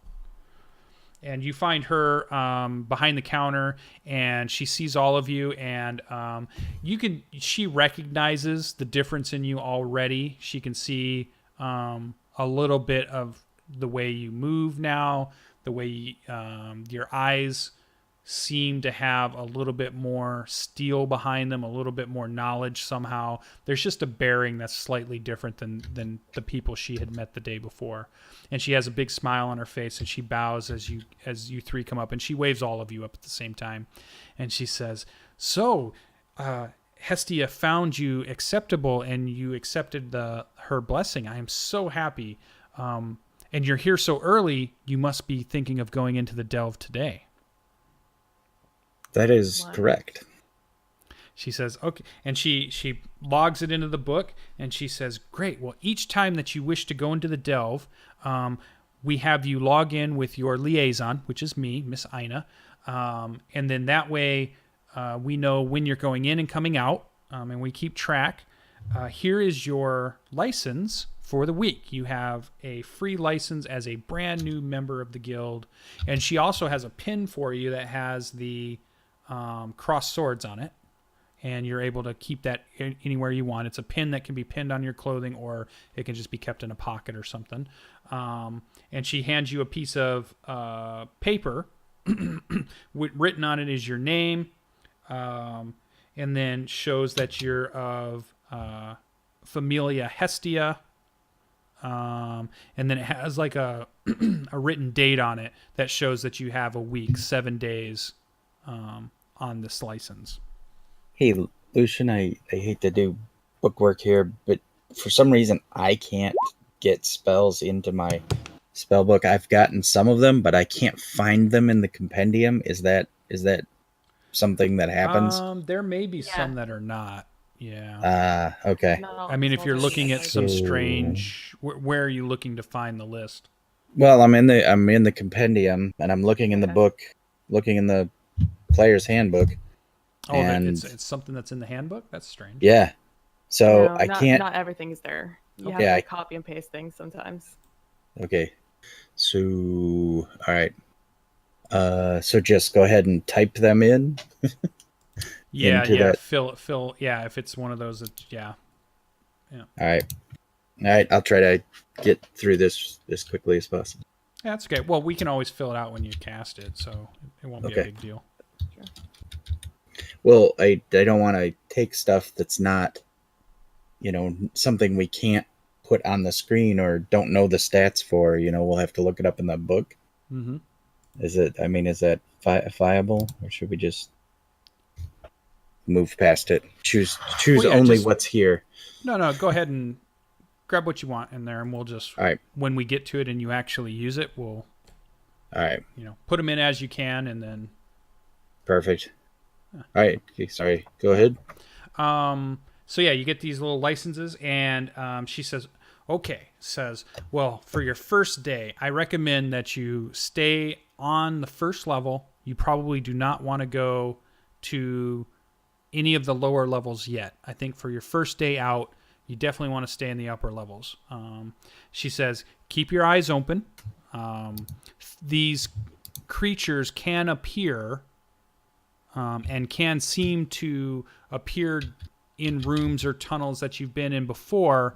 So just keep an eye out. Always look in all directions. Stay together if you can.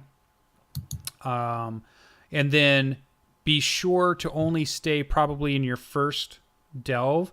Maybe only go for an hour or two, maybe a half a day. But definitely be sure that you come back out before sun goes down. You definitely are not ready to be there for once the sun goes down and it hits one of those cycles. She says you've actually hit at a awkward time, as another type of cycle for the tower is about to hit also, and it's the tower has a cycle that happens every 30 days, and the tower also has a cycle that happens once a year where things begin to change and certain things begin to happen, and we're about to hit some of those occurrences also. But for today, we should be fine when you go in.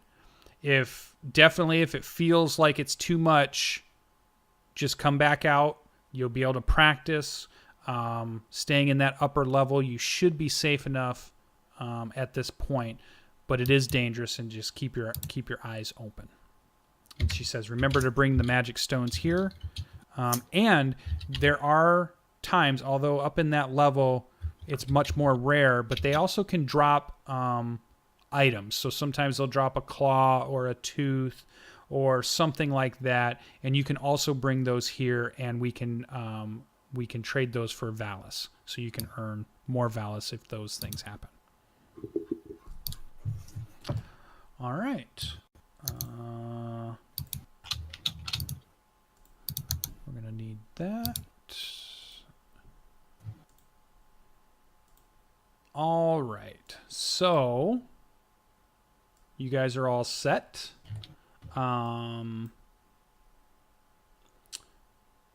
What do you do next? Pin the pin onto my clothing. I And I say, do the same. well, to the delve we go, chaps. Please lead on. It's probably the worst idea, but okay. I mean, it's hard to miss the delve, right? It's the big one in the middle. And I head in that direction. Yeah, you see a lot of adventurers heading that way. And in fact, you get to where the delve is, the tower itself, and what you see is it's like a big line of adventurers waiting to go in. And you kind of see like up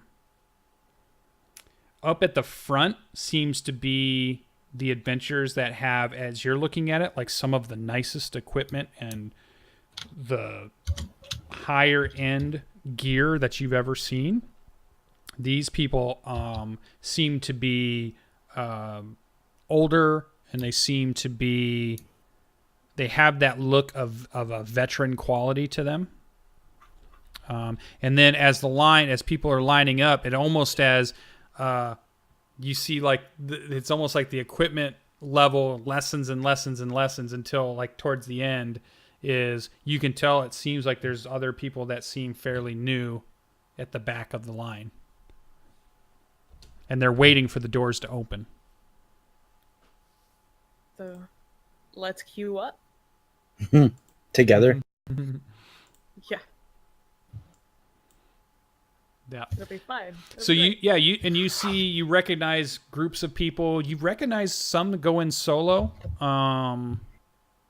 There seems to be all manner. There doesn't seem to be an only size. You're seeing men and women. You're seeing other races of people.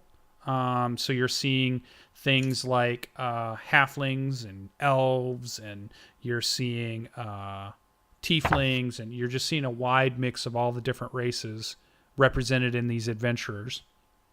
Even though the town is probably a predominantly human and elf town, so the other races are a little bit less. There are other ones, and there are ones that are full-on races that you've never seen before, or maybe people that haven't visited your village before, like people that remind you of a cat person, or people that might remind you of a dog person, or people that might remind you of, they've got the fur or the tails, or whatever.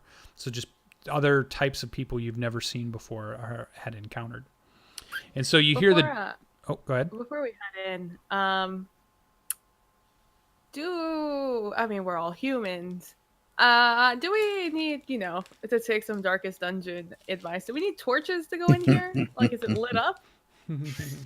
And I say, I'm capable of casting light. Okay, thank God. Okay, all right. That's a good question, though.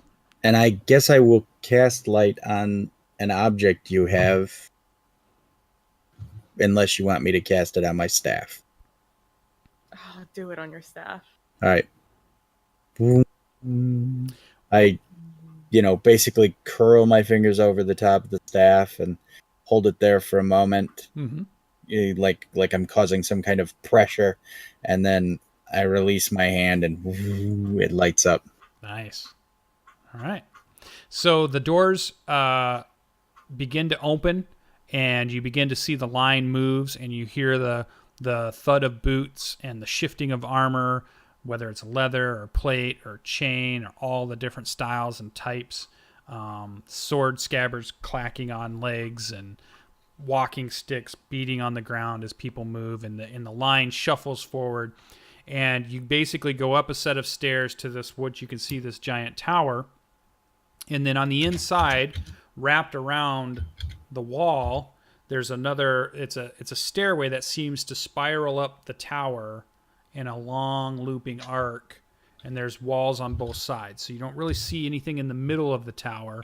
It's just a set of walls, and it's probably about 10 to 15 feet wide. So it's enough for maybe two people to walk shoulder to shoulder, but not much more than that. And there's, groups of people are going up. Some are going up in solo. Some are groups of 5 or 6 or 3 or 4, 2, whatever it might be. You're seeing lots of emblems of some of the different familias out there. You're seeing a lot of different personalities, as far as some are excited, some are stoic. You see some fear in some of the eyes of the ones that are right around your group, and you're recognizing that's kind of maybe you're in the back where the newer people are in. And you wind up this stair, it goes up, and it goes, you kind of feel like maybe you're walking and walking and walking, and you're like, we must be halfway up this tower by now. And you get to a platform. I don't know if it's me or just me, but you have gone all robot voice. Oh, okay. Yeah, I was hearing it too. Yeah. Let me know when it evens out. How about now? You talking? Yeah. Uh-oh. How about now? No, you're still Robot. Robot. Yeah. Well, wait a minute. Okay. Okay, That's now? fine. Maybe Discord had to catch up to us? Nope, you're still. It's real choppy. Okay. Yeah. Maybe we should refresh. Maybe. Let's see what I can do. Is there anything I can do on my side?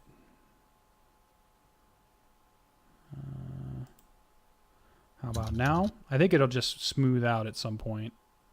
Okay. Yeah, it usually does that.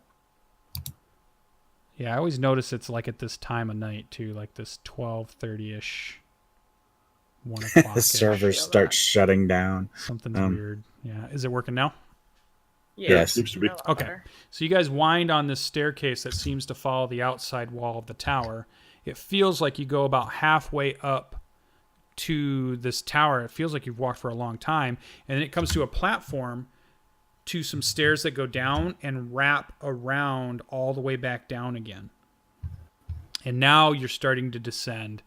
It doesn't feel like it takes as long, but you realize you're descending and it's stone cut, and then eventually you kind of come out into what is like what seems to be like cave as you get down to the bottom of these stairs, and you see these natural caves that form around you in the group of people that are ahead of you, and the group has kind of started to thin out as some people have moved quicker than others, and the stairs have managed to kind of space people out some. And then you get down into our next little area. So now the one thing we're going to need is we're going to need some character tokens. Dun, dun, dun, dun. That will be the next thing we need. So let's just grab a let's see, rogue for now. We can always replace them later. Yeah, token. Sure.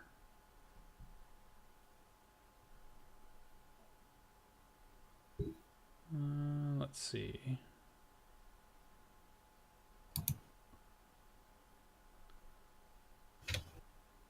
I should just grab maybe your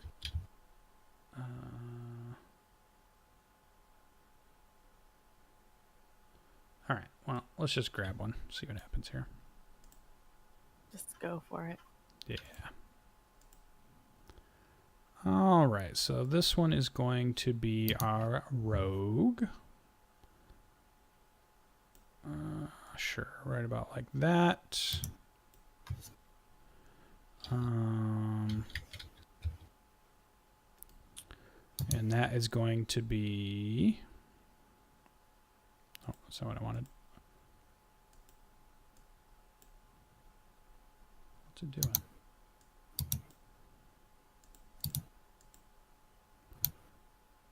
Did I not? Oh, I put it on the wrong layer. That's what it is. Token layer. There we go. Objects and tokens. Yay.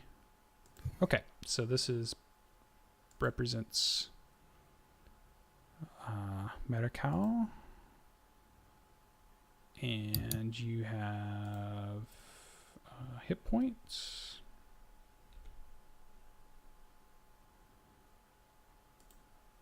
Hey, and in your spell book here, spells have a red dot by them. Does that mean they're available to That's- cast? You can click on that, Okay. and that's for saying this is the spell I pick for the day for people like clerics who have to choose, or druids. So you can click that on and off. It's toggle. It's if it's toggle. prepared or not. Yeah. Because Okay, you have the so- ability to have more spells than you can actually cast in a day. Okay, but so are wizards like bards and sorcerers? They can just cast anything off their list? Mm-hmm. You don't have to prep spells as a wizard? Don't think so. I mean, I'll check your sheet. Yeah, I would read the spellcast piece because Yeah, would tell you there. I'm going to have to go back to it. I haven't played a wizard in Yeah. forever. All right, let's go to wizard. All has sight, but does not emit any light. So you will be able to see, but you don't have sight.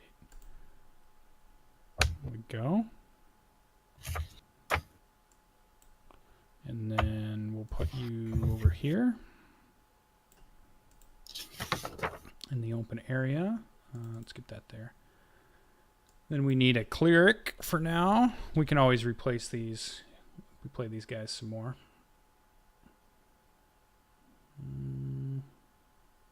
I don't think it's going to be an issue per se. You do have to prepare Yep, what spells you know. intelligence plus wizard level.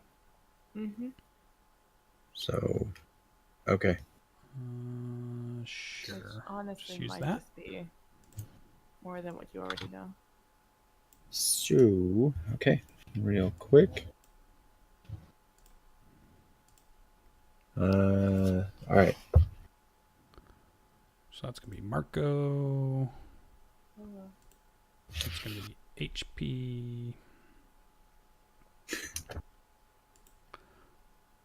Yeah, this is the other piece that normally could be set up. AC. And speed. I was just handed the best post ever. I need to get this so I can throw it Has over. sight. That's about it. There we go. Okay, so unseen servant and comprehend languages I do not have prepared. Okay. And let's just grab somebody that's a wizard. Yep, see, that's not. I'm clicking the red dot and it's casting it. Or something. Yep, it's showing up. All right. Yeah, cool. All right, I'm just going to use one of these other tokens up here for now. Not necessarily representative of your characters yet, but that can always be changed later.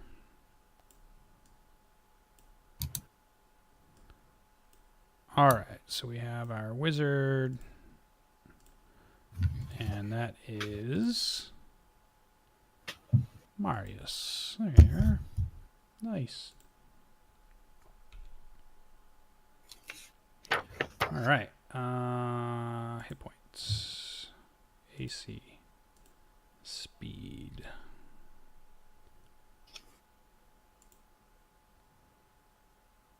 Oh, must not be on your character sheet yet.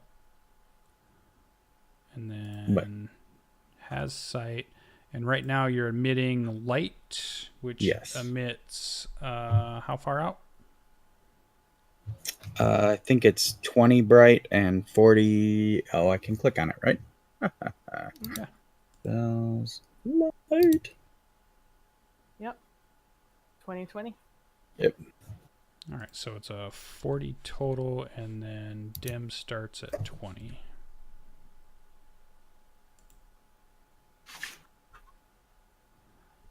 And now I can look to see, yep. Although,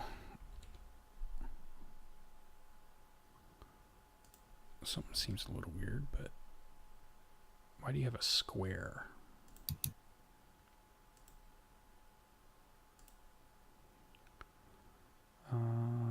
Has sight, angles 360, yeah.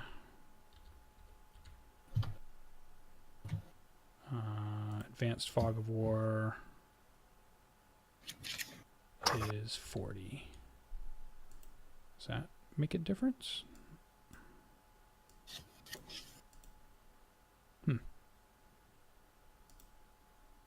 Weird. Okay, so you guys enter what appears to be cave-like structure now that you're far enough down.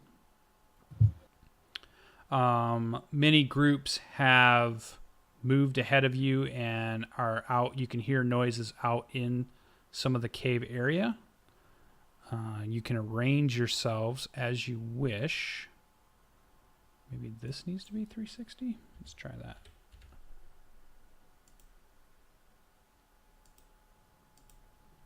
Yeah.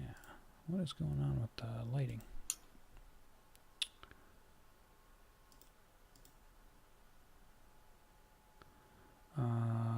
Dim light reveals, dynamic lighting enabled, enforced line of sight. Oh, there we are. Update on drop.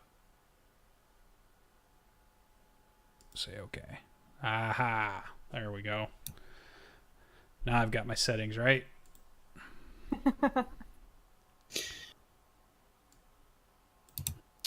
Okay. You guys can arrange yourself as you wish to be who would be in front, who would be in back, who would be around wherever you want to be. I see I can eight only token. see myself. But I don't see anything else. Don't see It is anything me in the sea of else. darkness. Yeah. Okay, let me just make a look. I All can't move players my token, so. see light. How about now?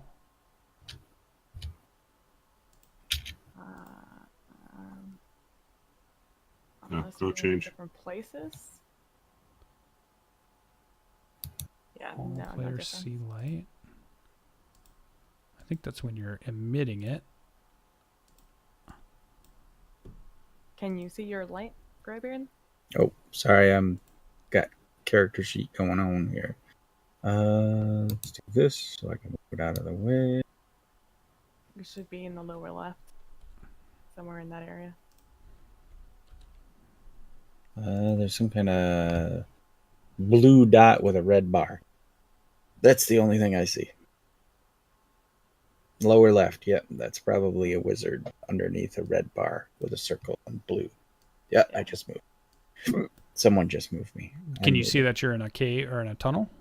I can't see anything. Just black and my dot. What in the world? Has sight. Emits light. Advanced fog of war.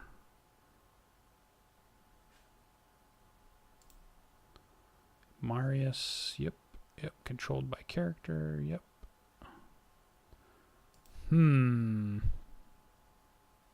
It's all set correctly. Oh, guys, I hate to be a party poop, but I'm not going to last much longer. My head's whistling. So it might be a sign. Yeah. Well, it might be one of those things too where you sign back in and it would work. But yeah, I think we got pretty far. We got as far as I thought. Because actually what I was trying to do is the idea for tonight was I wanted to have an adventure where you could start before having a character generation session. Yeah. And you just start playing right away and let the generation happen during the session, which is what I wanted to do. So that was kind of cool. Utterly fantastic. I mean, the choices, the rolling as you go, Yeah. the concept itself is freaking amazing. So what we can do too is I will be around tomorrow evening. So it may be possible if people are not doing anything that we could play just slightly a little bit more, or we could shelve this for a bit and then it could be one of those we pick it up again somewhere when something else isn't going on and we're all just kind of goofing off. So, but cool. Yeah, let's go ahead and start here. I mean, it's right at 1:00, which would be good. I think it was fun. Heck yeah. I think the characters sound super interesting at this point. Should be a good group to follow. So for those of you that are watching in Twitch and on YouTube, thanks for joining us in our game. Would you got something there, Greybeard? Oh, I was just gonna say, I mean, just the utter concept of you have no idea what you're gonna be or how you're gonna be. You tell me where you're from, It was just great. It was just awesome. Yeah. I actually expected Lucien to just start assigning classes based on what we were describing for our origin. Yeah. Well, and there's another version of this that I may do eventually also, which is a very similar version where, I'll save it because I think it's going to be fun. I think you guys will like this other one also, but this is definitely a way to do it for people that like to RP. There's probably groups of players that don't, the min-maxers or the people that really have concepts that they want to play in and they want to build their character, which is totally fine. That's the way you should do things too. But I knew you guys were all strong RP people so that you would kind of roll with whatever punches happened, so I thought this would be cool. And I've got one other plan that I want to try out at some point that's similar in a way but different. And we'll have to see if you guys like that version too. This one was fun. This is totally based off an anime though that I watched that I love to watch because it's just fun. It's very D&D. So now if you want to know how this story turns out, you guys can go watch the anime. Is it wrong to pick up girls in a dungeon? Is the name of the animation. And the story follows Hestia, who only has one person that joins her Familia, which is Belle. And Belle is this young adventurer who follows the story of him becoming, moving his way to become a hero type thing. So it's pretty funny. It's amazing. So it's on Hulu if you want to find it. All the episodes are there at the moment. They got a pretty good season. You can go watch them if you want to get a little bit more of this. And it's all the characters. Like the person he talks to at the guild is Miss Ina. Eventually, you guys get to a tavern that's written down. The abundant crop of hostesses tavern is where you guys are going to have a tavern. That's right from the show. Hestia is from the show. The other gods Very that cool. you meet in is like Loki and Hephaestia and Hermes, and there's a bunch of gods, a bunch of different pantheons, and there's all these gods that are out there that have familias. So, and in the show, it opens up with Belle laying on the bed, and you see a character sheet tattoo on his back, and she's doing the magic thing to write down what his stats are, and it's like total D&D anime for sure. So it's really cool. Nice. So, all right, let's let Graybeard go to bed, and Yeah. I think we had some fun. It was a fun way to spend the night, and then maybe yeah. I'll catch you guys throughout the weekend, and if not, bye-bye. I'm going to shut down the stream now. Thanks for joining. Say bye, everybody. Goodbye. Bye. Bye.